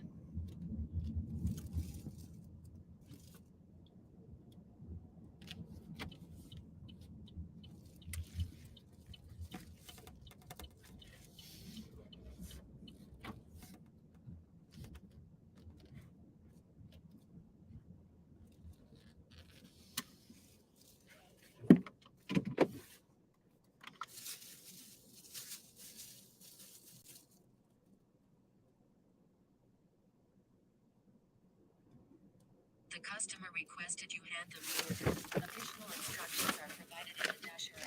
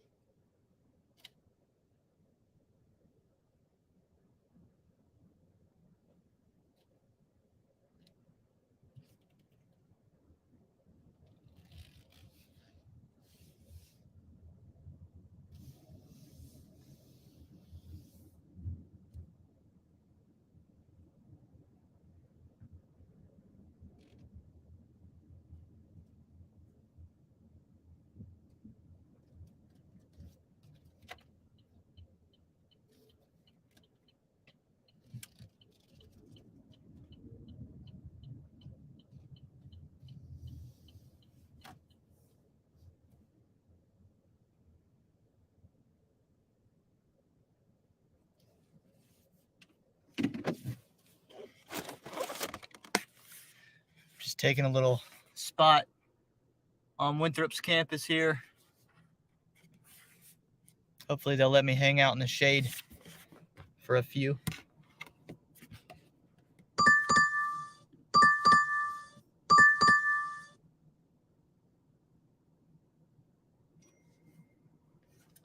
I guess we'll rock a 575 2.1. This one's not great. I'm not stoked about this one, but let's keep it moving. On a Tuesday, that's the kind of order you accept.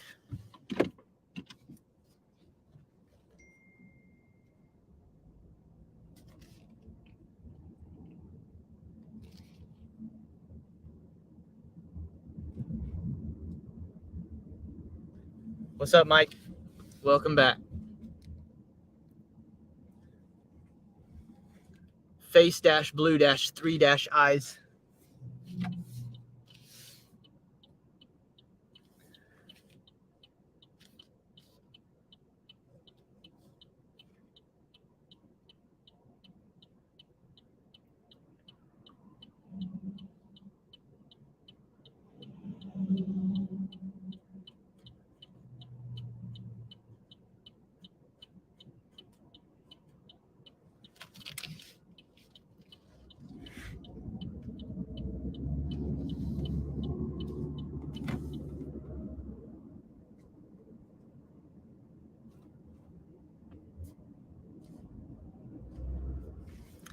I was just in their parking lot too. I would have been better off just staying right there.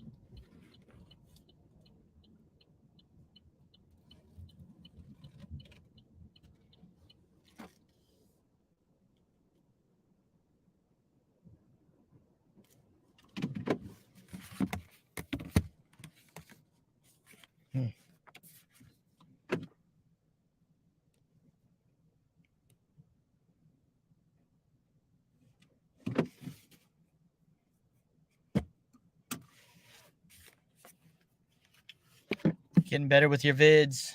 One vid at a time, more practice. Yeah, for sure. For sure. Eventually you'll plateau where you don't get better with every video. That's what happened to me. But you'll hit certain plateaus. And then you'll notice that you get better every 5 to 10 uploads. But your first series of uploads, every video, you're going to see dramatic improvement every time. It's going to be fun to watch your channel develop.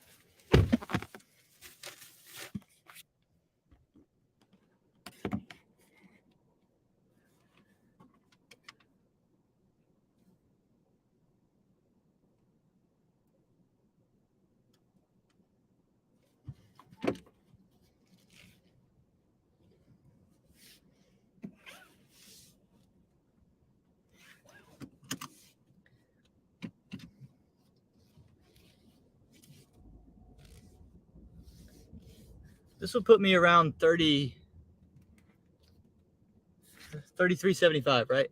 For 2 hours. It's not the worst I've ever done, that's for sure.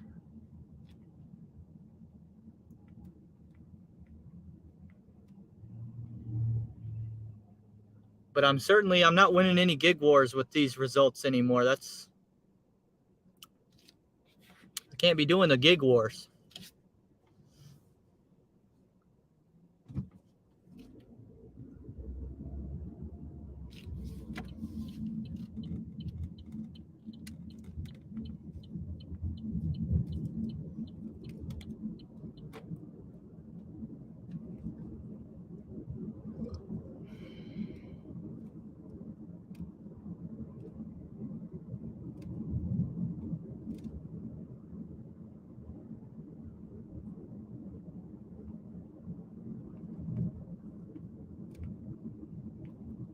Get LOP. Yeah, I know.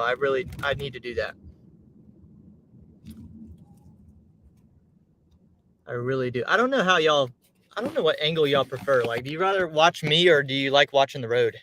Because I like watching y'all in your markets. I like seeing what the world looks like, you know?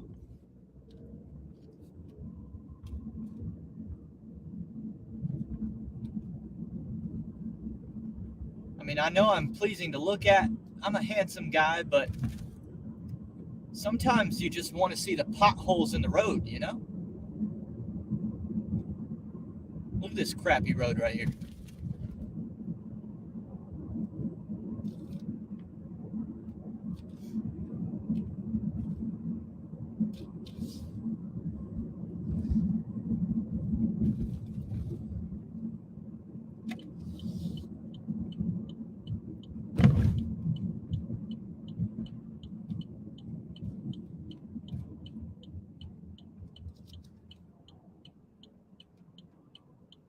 Or like this, where it looks like it's going to take an hour and a half to turn left. That can be entertaining. Here we go. That wasn't as bad as I thought it was going to be. Boom.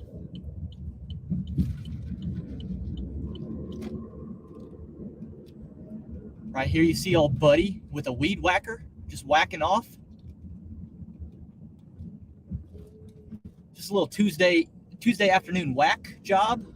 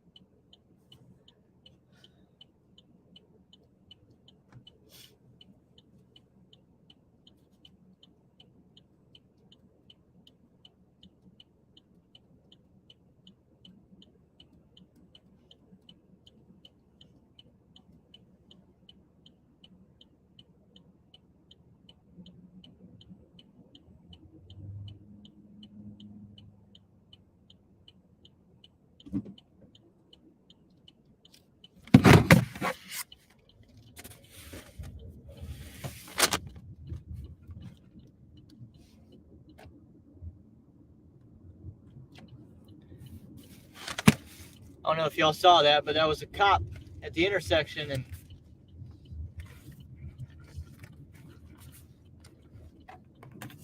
something I don't like the cops seeing that I've got a laptop up on my dashboard, you know? I never know when they're going to pull me over for that. I feel like it's going to happen eventually. I don't know if that's a violation of, I don't know, but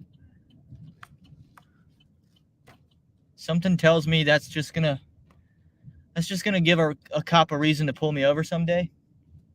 And then they're gonna realize that I have like 15 warrants out for my arrest. And I don't want that.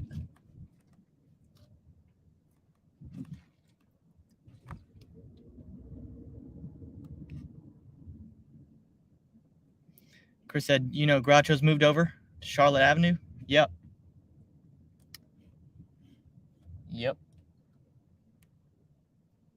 Dude, what?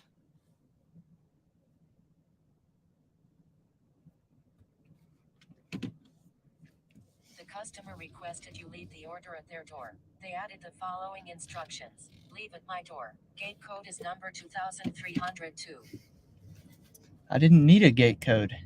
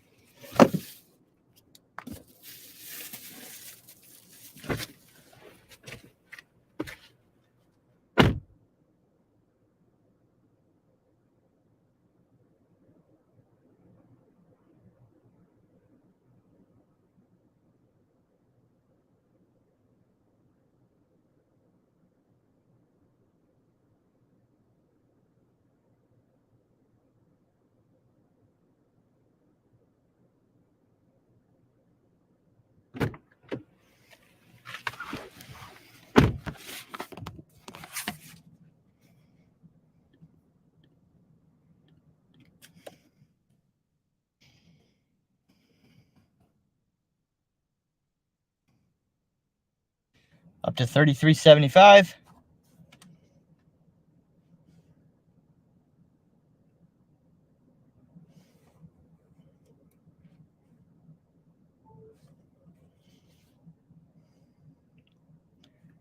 Maybe I'll get bonus tipped on Uber. That would be so clutch.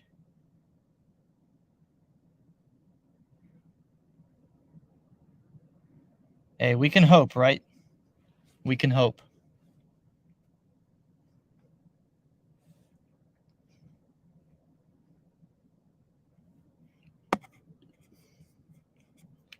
A for 2 said, did I miss the Rodgers talk? That was crazy. Yeah, we've done a bunch of discussion on last night's game, the pregame, all of it.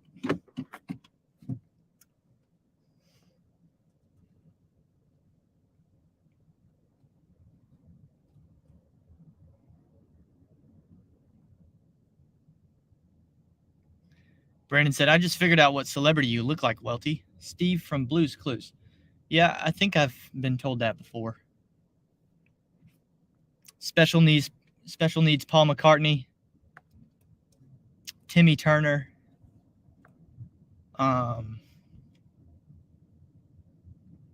Bieber. For some reason, I always like when my hair's a little longer, I get Bieber.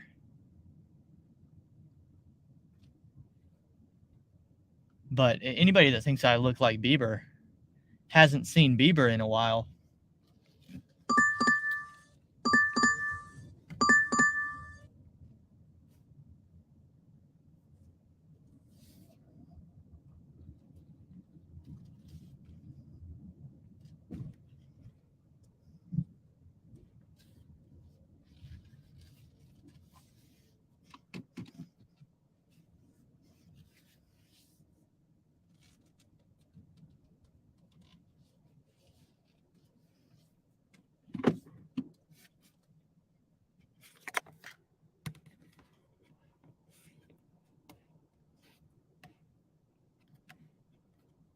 Jody said, you're rich. Can I get $33?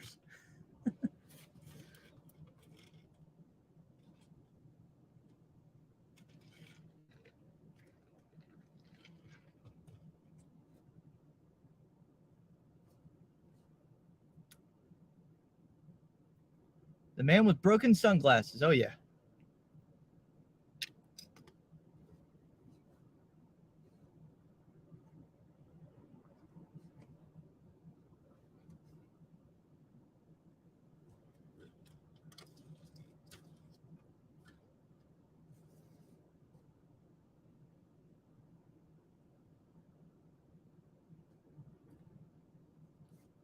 What's up, Dash I Eat? Welcome.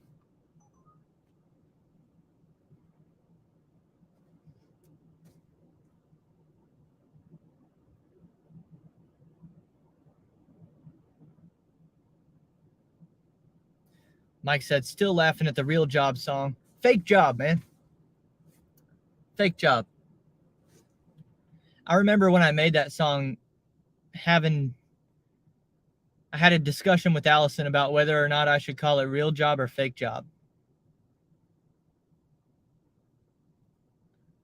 And she was more on the fake, or she was more on the real job side. And I was like,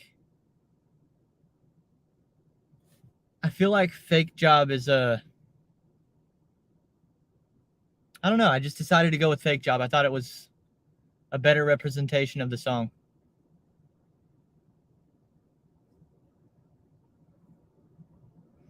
Jody said, that's my all-time favorite of Ryan's. I listen to it a lot and be bopping around. I'm glad y'all like it. Hopefully I can put out a couple more that y'all like. I've got one planned before the end of September. There will be another song release on YouTube. Of course, I just made the song W's in the Chat, but y'all haven't heard that one yet. So it's going to be a while before y'all hear that one, but I'm pretty excited about that one.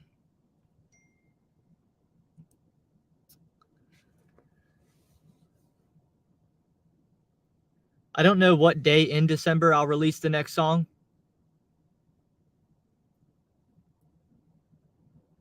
But it's more than halfway written. It won't take me long to execute it. It's going to have a music video with it, though. That might take a while to put together. Jody said it would not have been the same if it was called Real Job. Yeah, I think Fake Job. I like Fake Job. Mike said, yeah, it's funny stuff. The missing lens and the sunglasses and Aaron Boy's shirt was all you.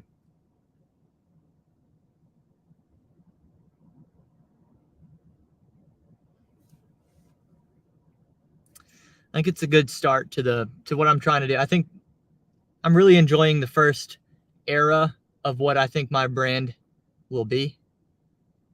I think this is just the beginning, of course, but it's a fun start. You know, it's a fun start. The Aaron Boy rap persona, the mixtape, first mixtape in gig economy history that I know about.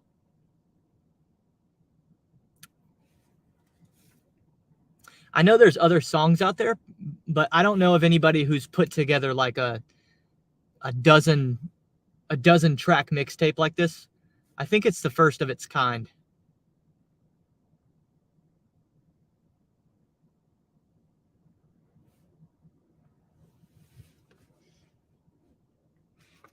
I tried to shout out a bunch of gig tubers in the songs. Like so far, I'm trying to think who's been referenced.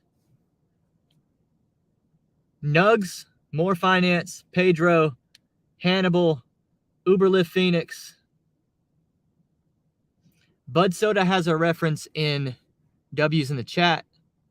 Dasher Bench has a reference in my next song that I release on YouTube in September. Red, of course, Red.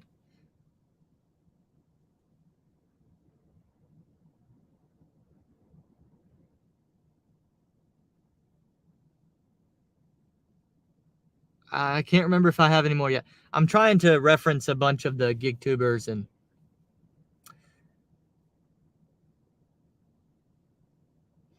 I really want the first gig mixtape ever to include a bunch of people from the community. Brandon said Red was my favorite, but I've always liked love songs more than rap.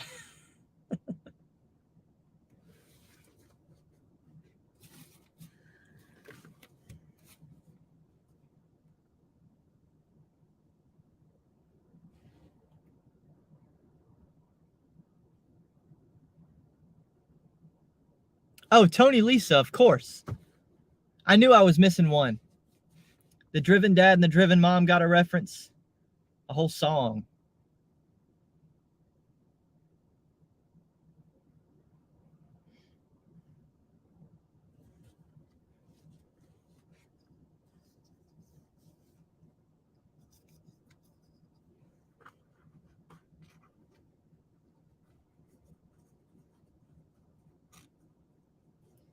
Then there's the dash bag. So I don't know that one.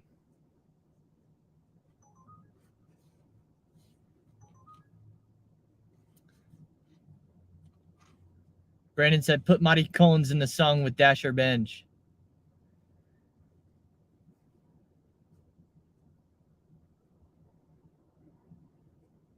I'll think about it. I'll think about it. It's got to make sense.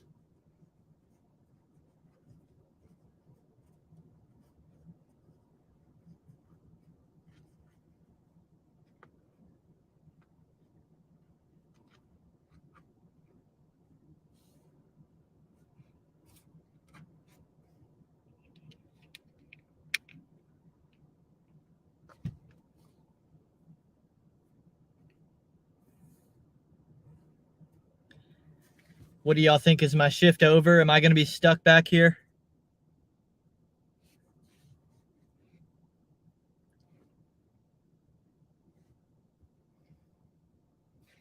Mike said, then there's a song about an HR guy by day and a gig worker by night.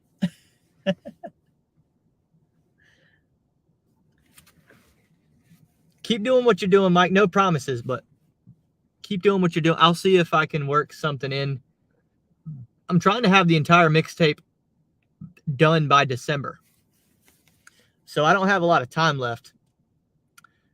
I've got at least 3 more songs at least that I know I need to do. The one in September,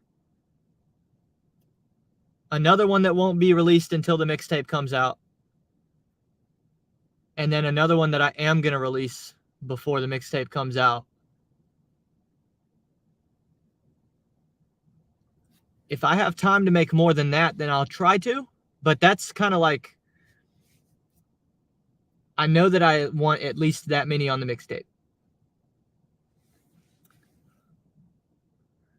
And I just need to find some inspiration for more song ideas. Because those 3, the 3 that I just mentioned, I have the song ideas for them. I haven't written them yet, but I've got the concepts.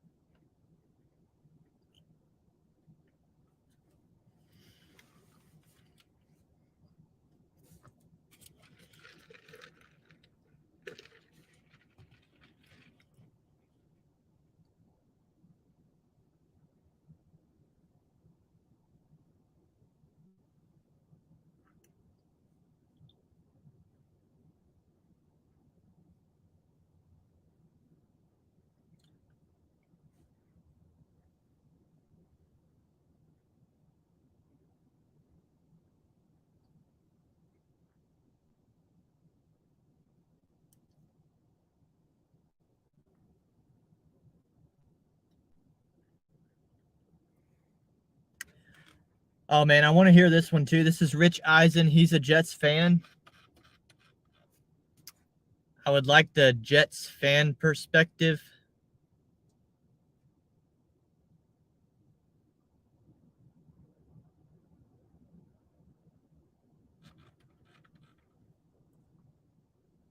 Let's start today's show in 1999.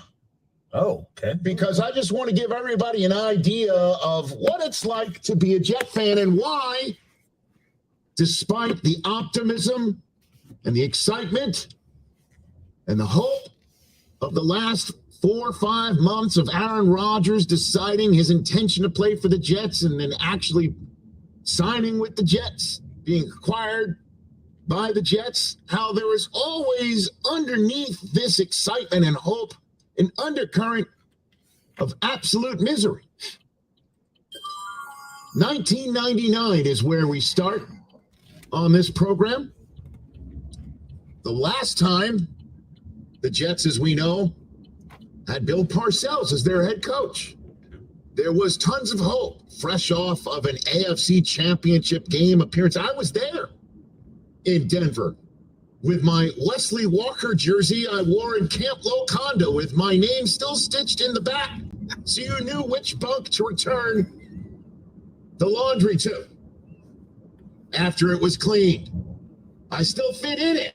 I was on ESPN for 2+ years, and I went and sat in the last row of Mile High Stadium because I'm a diehard Jet fan and also a masochist.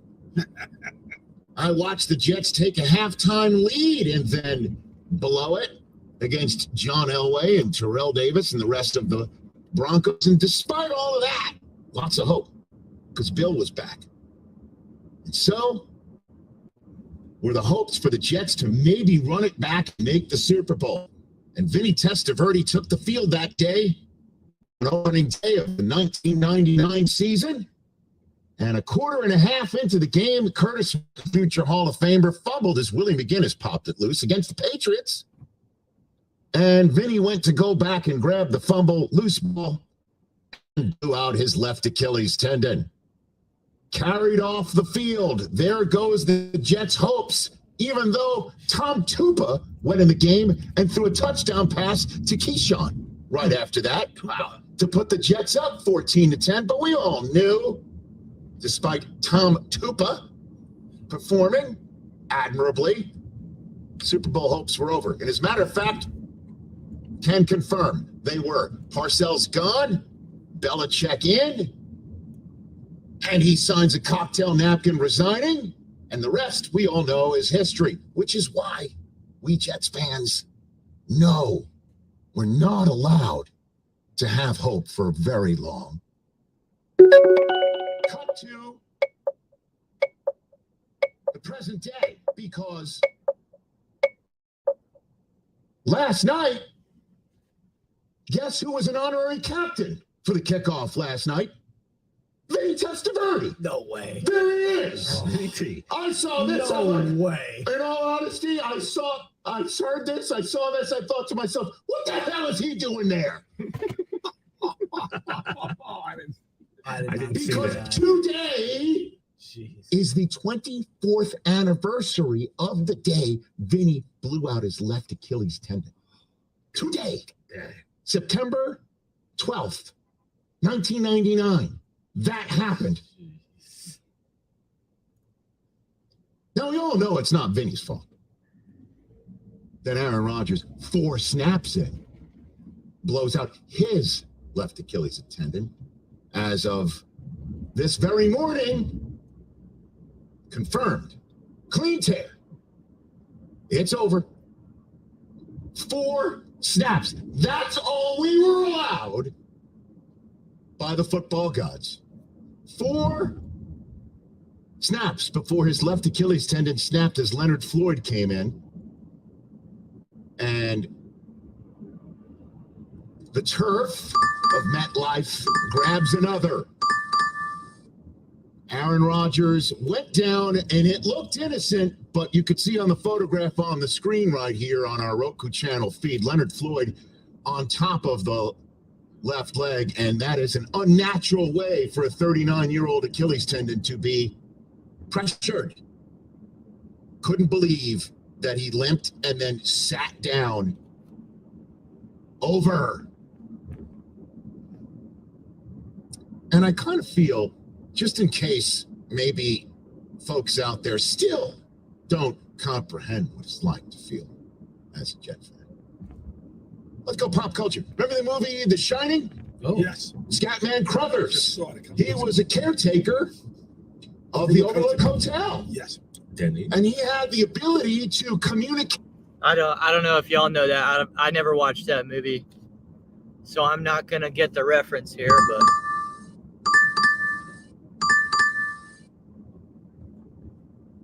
with a young boy at the Overlook Hotel in snowy Colorado, all the way from Florida.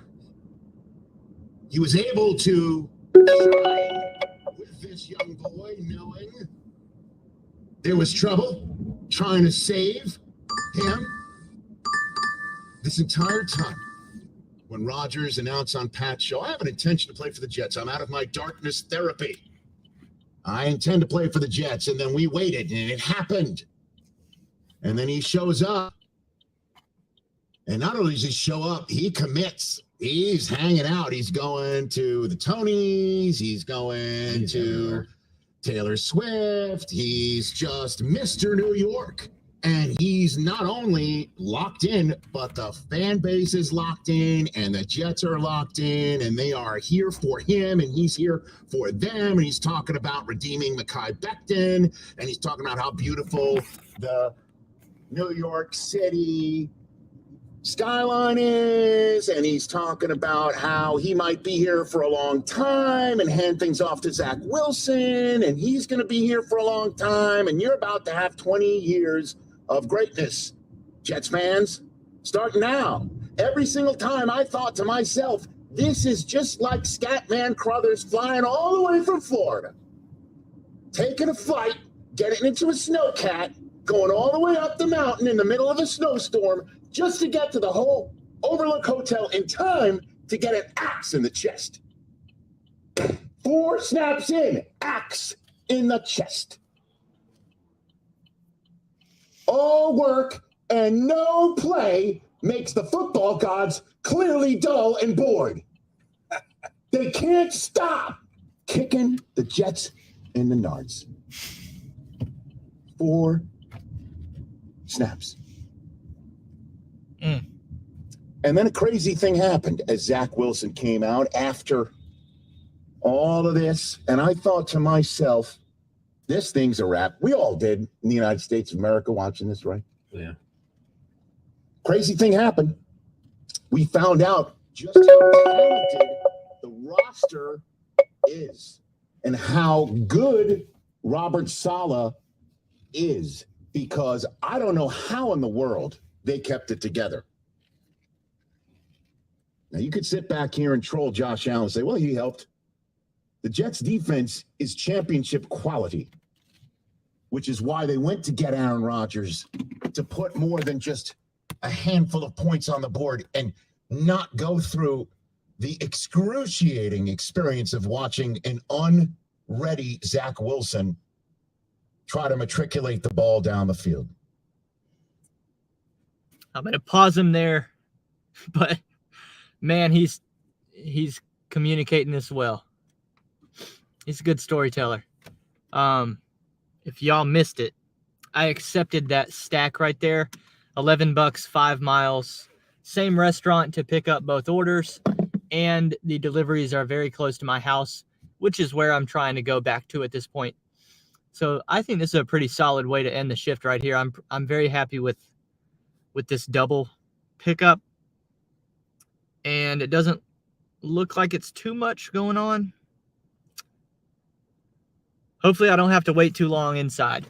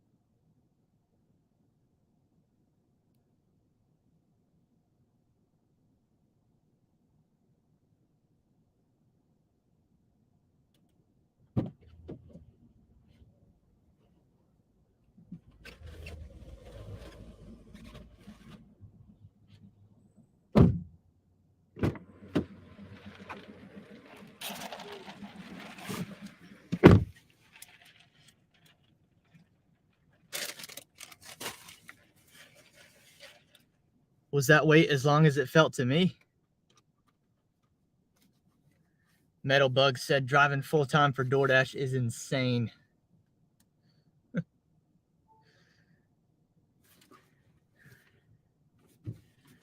That felt like a long wait.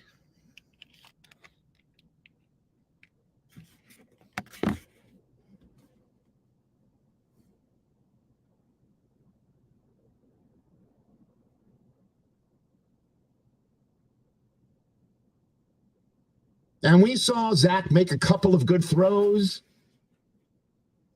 And we saw Zach throw one right to the Buffalo Bills.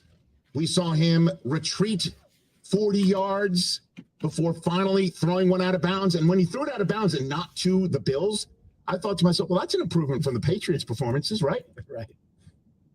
Yeah. But just when you thought it was all over, Garrett Wilson makes a play. And he is incredibly talented. And the defense makes plays. And just enough was happening to give the Jets a chance. And then Josh Allen, after the game, is actually tied by the Jets. First snap, takes his eye off the ball on the ground. He grabs it, and it looked like ran into his own lineman. The Jets also ran into him as well. Ball on the ground. Jets take the lead.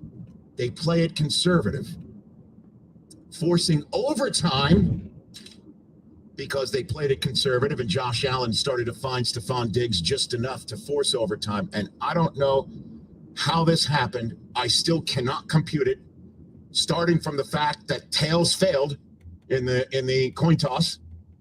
Bills called heads, and it showed up heads. I thought tails was supposed to never fail. I'm like, this is not happening. And then the Bills false started, and then I don't know what that play calling was on second and long going on. I'm like thinking to myself, okay, you want to draw play it all you want on second and long instead of Josh Allen pulling his Mandalorian running around stuff and then keeping plays alive and finding Diggs wide open? I'm fine with that.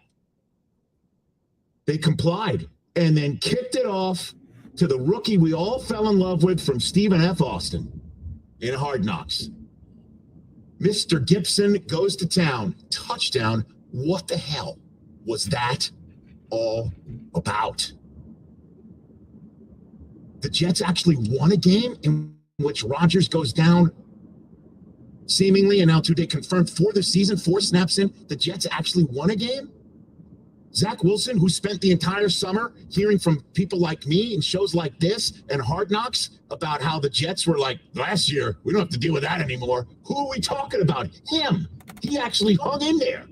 Robert Saleh's in the end zone celebrating like he's got a uniform on. He kept it together.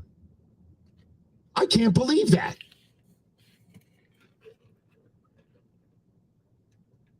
Talk about running a gamut of emotions. Crazy. But of course, when it all subsides, win, that's very nice. But we're now staring into the abyss of at Dallas, home for New England, home for the Chiefs, at the Broncos, home for the Eagles. The first 5 games for Zach Wilson. Do me a favor, play me that soundbite. Mr. Hopkins and Bowie, the all-star team in our control room right now. Play me that one. This was Zach Wilson after the game. I just got to keep getting better. You know, trust my feet, trust my coaches, trust the guys around me, rely on this defense that we have, and progressively just rely on everything I feel like I've done throughout training camp and preseason as well, and just do my best to keep improving as a player. This summer with Aaron behind him, talking to him just in meetings and things like that, how much more prepared do you feel like you are and ready are you to really take that next step as a player? Yeah, a lot more prepared. And you know, the hardest part is now putting it into a game, and I got to be able to do that. And so going into this week, it's applying everything that, you know, he's kind of helped walk us through, and being able to watch him and the coaches, how they've handled this offense. You know, I got to be able to handle that efficiently. Okay, so more roller coaster of emotions to sort through. I feel like this is therapy. It is. On one hand, the Jets still pulled it out. They have a championship defense. They scored on special teams to wrap it. Talk about a gut punch of all gut punches. And the Bills really had an opportunity. Josh Allen had a real opportunity to provide the gut punch last night when he spiked it to bring on the field goal that hit an upright and doinked through to force overtime. Before that, if he had fake spiked it, I think I might have committed an absolute act that I would not want to commit in front of my children. Throw an axe at I just honestly, I was that just the Jets fan base. We were so raw. If he had fake spiked it and thrown a touchdown, but I don't want to go there. Maybe be positive that maybe Zach is still the second overall pick of a draft, and he does have some ability, and maybe they're going to be able to put it together. And all he's got to do is just not turn it over, just game manage. We've seen it before. So that's one way to look at it. But then there's the other 54 years to look at it. And I say this with all certainty. Call Tom Brady right now. Call him right now. Call Tom Brady. I know he's the Patriot forever, and he was just there, right? Literally Patriot for there. life. Literally Patriot for life. I could still hear the echoes from Sunday ceremonies. Tommy, He's a right, yeah. I could still hear it. Call Tom. Hey, Tom. Listen, I know this is a Curtis Martin. You once did it. Bill did it. Parcells did it. I mean, it's not totally crazy. I mean, it sounds crazy. I know, but I'm not rational right now. Dude. Because there's no, I don't want to hear about Carson Wentz. I know I'm going to hear about Foles, Matt.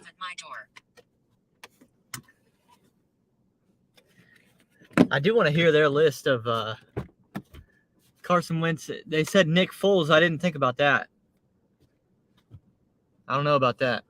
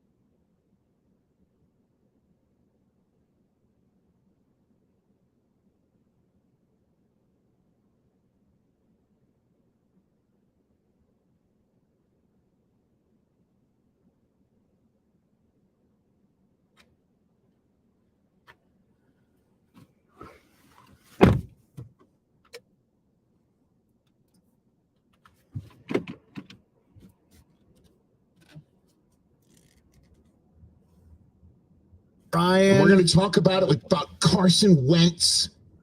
You're going to hear all those names. I know you're going to hear about it. I know I'm going to hear about Foles, Matt Ryan. We're going to talk about it with Daniel Jeremiah later on. Scott Van Pelt's about to join us.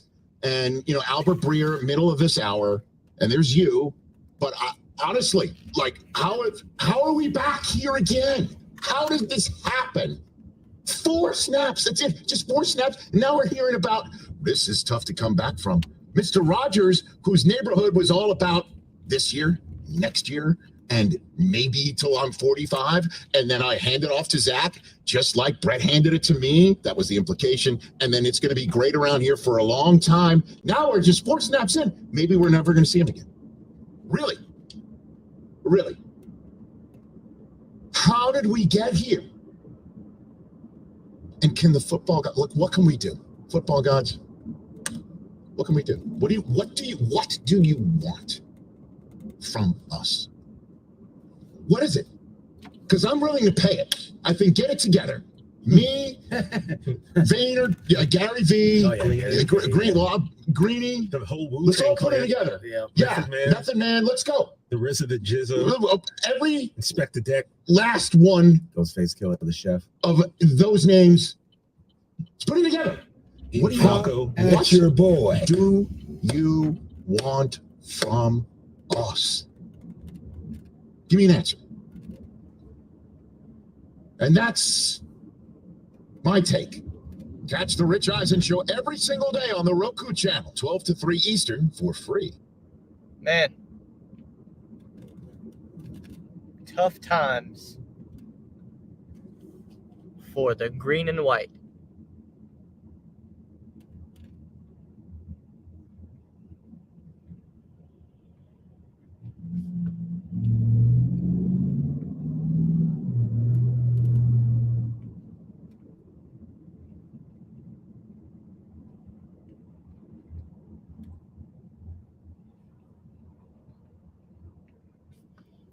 Mike said, a party. Ryan needs a YouTube birthday. Friday, man. We'll come celebrate Friday. I'll be live. Hopefully we'll have a good shift. And first shift is a 26-year-old. It's hard to believe.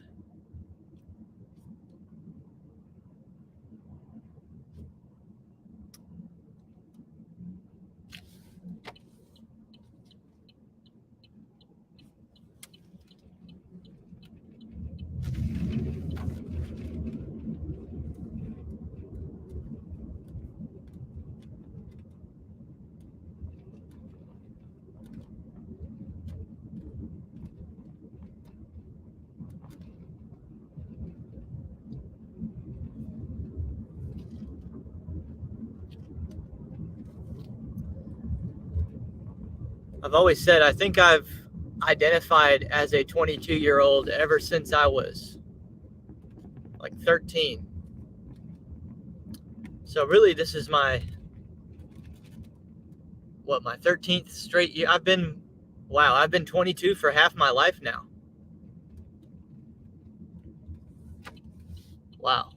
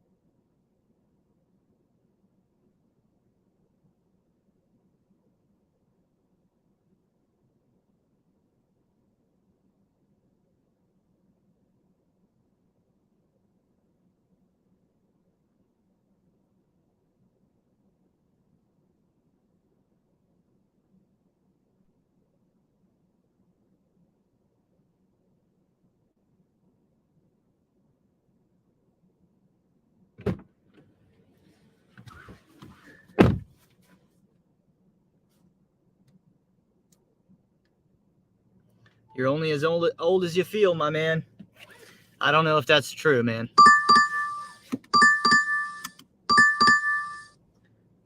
I would love for that to be true, but I don't think Aaron Rodgers would agree with you right now.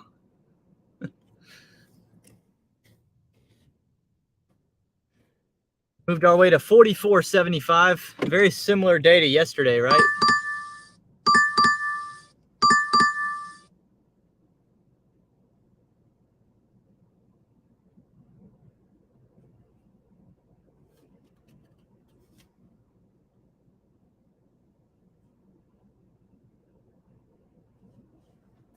I'm actually going to do a 425 for 1.3 since I'm closing the shift out.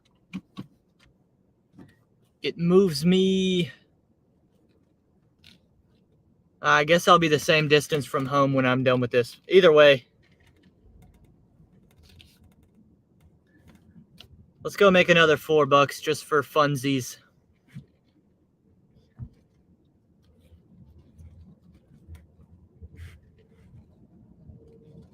I'm having a. This is going to be kind of a low income week compared to the last few, so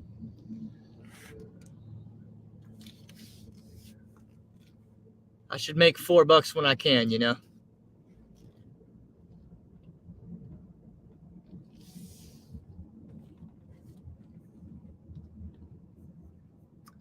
So how about that? We'll actually beat yesterday's result on the live.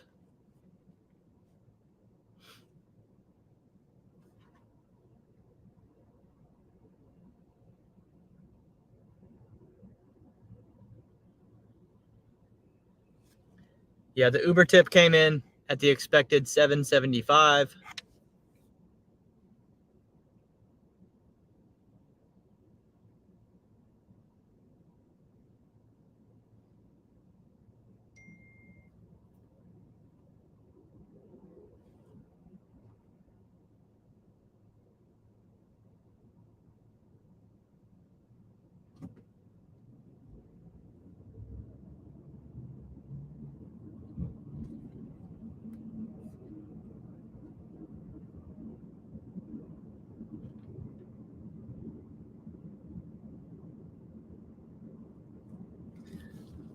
Jody said virtual hug. Virtual hug emoji. Chris said maybe you'll be more mature on Friday. Not.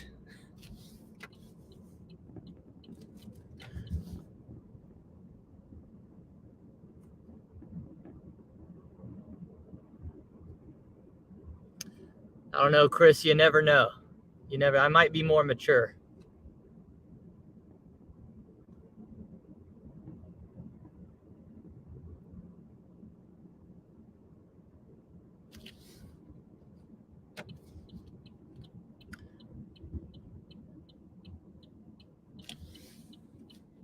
Shouldn't put anything past me, Chris. When you think I'm going to zig, that's when I zag.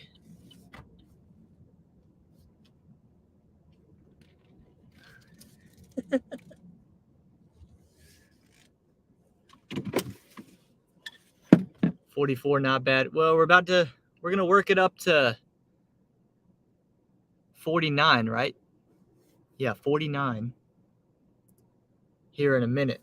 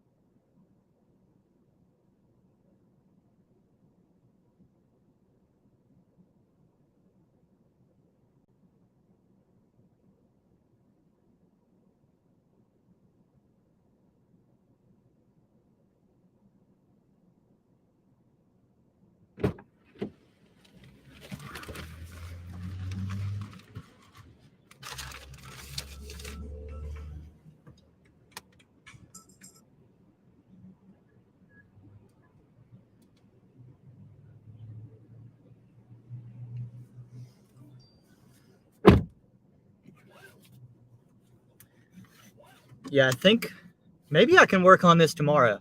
If I can figure out how to invite myself,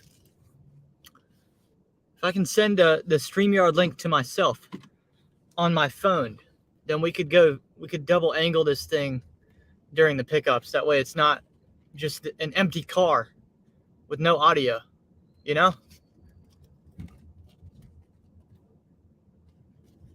Or at least the ability for me to call in. But I think we'll be able to get audio and video.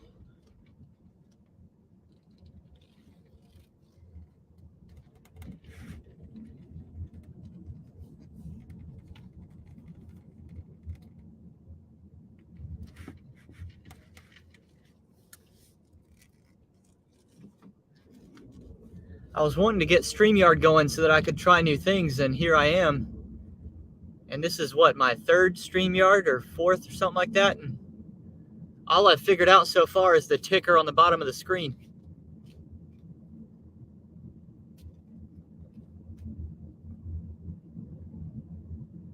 We need to get more than that going. Got to get a second camera angle, some guest appearances for some more in-depth conversations than we can have through the live chat.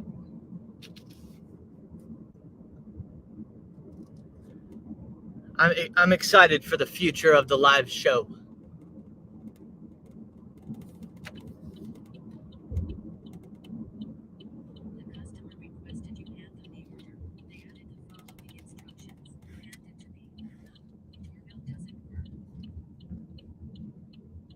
Doorbell doesn't work. Noted.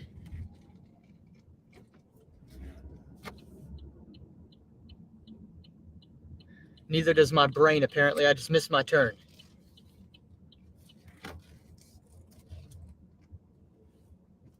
My brain doesn't work.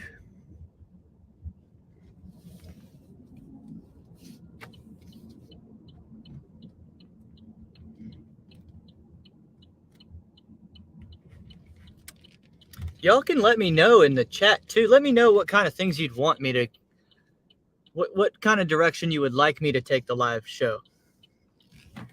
Who do you want to hear from? What topics do you want to hear about? Like, I'm thinking about having like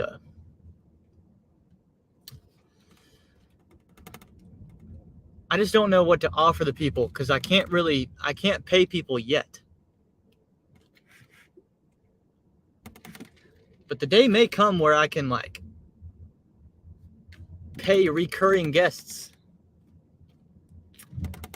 That's my vision, at least. I believe I can make something like that happen. I'd like to turn this thing into like any other, almost like a TV production or a, you know, like a show, like a legit show. Theme music and an intro and all that.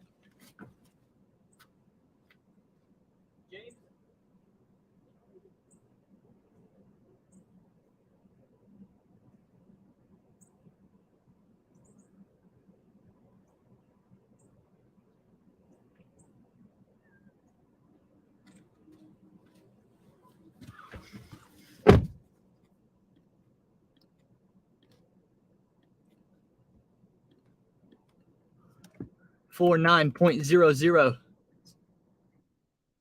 We beat yesterday, y'all.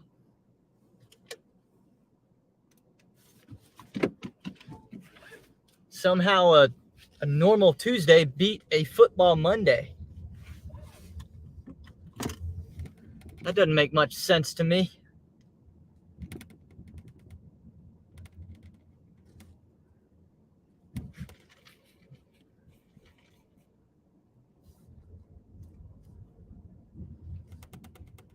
Tony says you might have COVID if your brain doesn't work.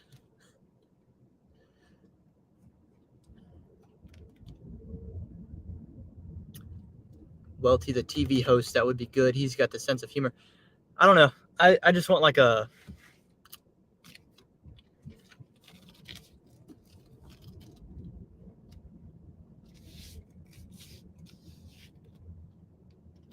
I want to show that people would tune into.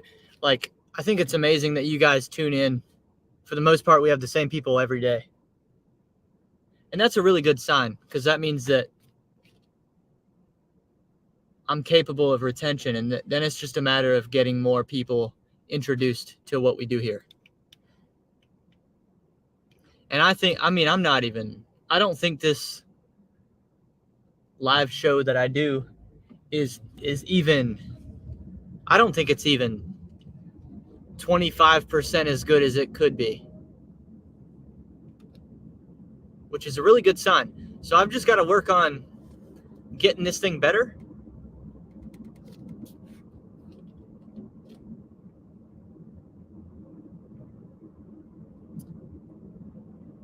Doing some more giveaways. Hopefully we'll have another lottery winner here soon. Doing stuff like that. Tony said, well, TV, I like that. I like that. I might have to cop that. I figured I would call my t-shirt, I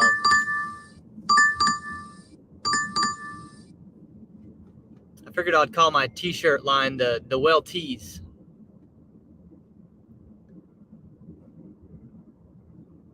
Whenever I get the merch store up, we'll call them the Well Tees.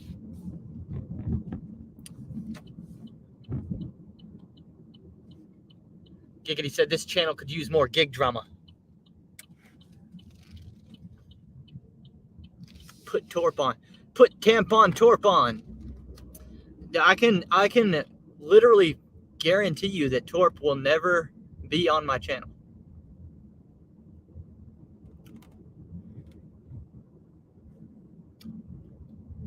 You have my word. I will never platform lunatics.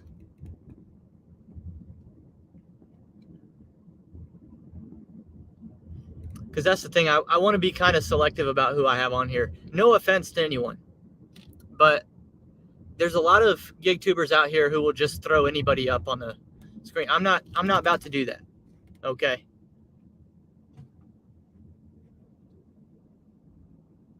I'm not about to do it. Maybe we'll do on the radio, when you call in on the radio, you get like less than 60 seconds. I might consider real brief call-ins, but I'm not about to put somebody that I don't know up on my screen for 30 minutes.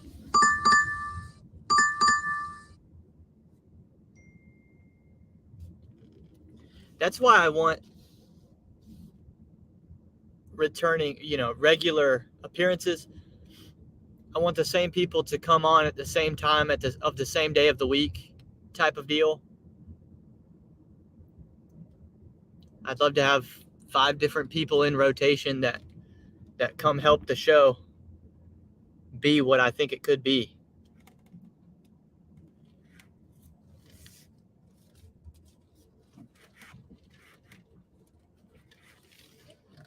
Here we are once again, driveway. $49 today.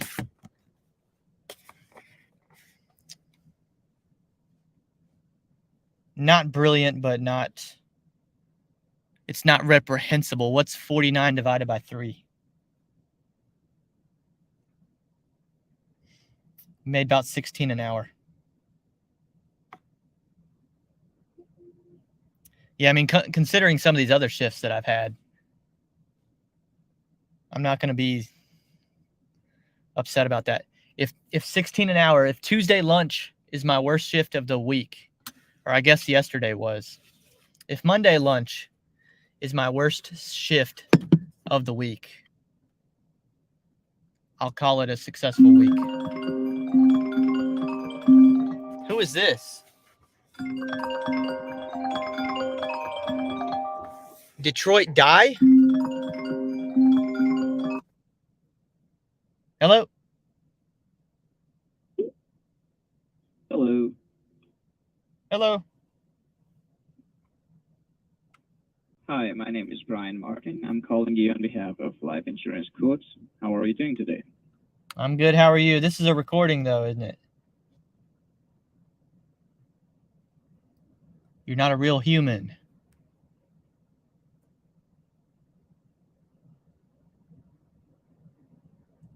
Can I get a real cuck?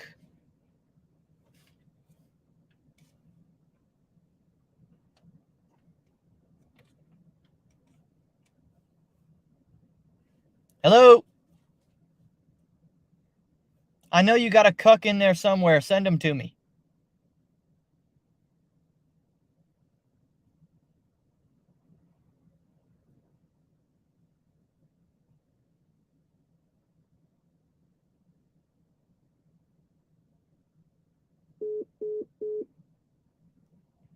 They didn't want it this time.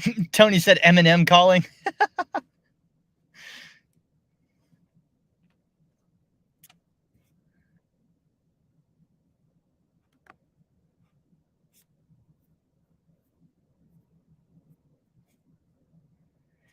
Mike said, how do you use TikTok in your channel marketing strategy, Welty? I didn't start it. Allison started a TikTok for my stuff. I don't think she's being very diligent with it.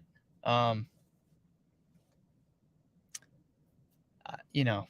kind of what I told her. I don't see a point in starting one if we're not going to be kind of serious about it. But whatever. It is what it is. There is a Welty TikTok exists if you want to go follow it. I know she keeps telling me, like, we'll make a YouTube short and then I'll take the YouTube short and I'll put it on TikTok. And I was like, that's just okay, but that's not offering anything new. That's just straight up moving YouTube shorts onto TikTok. I mean, there's a small value to that, but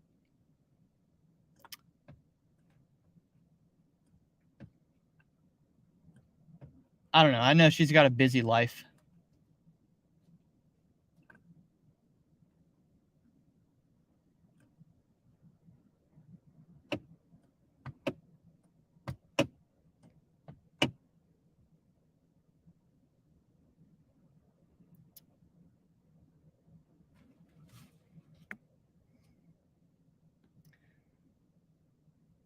Giggity said delivering burgers beats flipping burgers. Hey, I've done them both, and I agree.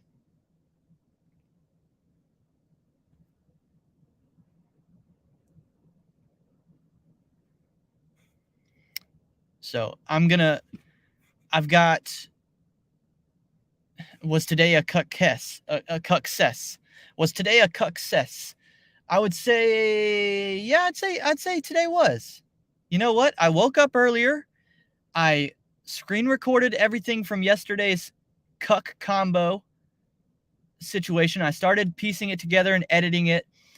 This is what I'm going to do, because Tuesday is the day that Allison works late at school. She won't be home until about 3:45. So I've got an hour and a half to finish the edit, make a thumbnail. That's what I'm going to do. I would say today was better than yesterday. We beat the dollar total. We did it in a little bit less time, I think, by a little bit. I woke up earlier to start the edit. I'm going to get more done in the afternoon. So today was a success.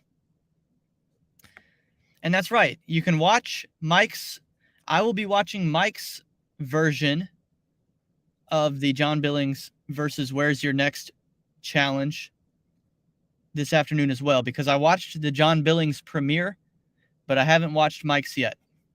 So everybody, if you've got some time today and you want some more gig tube, if you need some more gig tube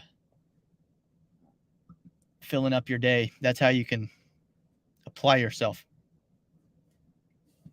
Giggity said, we're going to need more commitment from her on this voyage. Yeah, you know what? I kind of agree, but I guess she's not technically on my payroll, so I can't really be upset about it. You know what I mean? I can't criticize somebody who's doing it for free.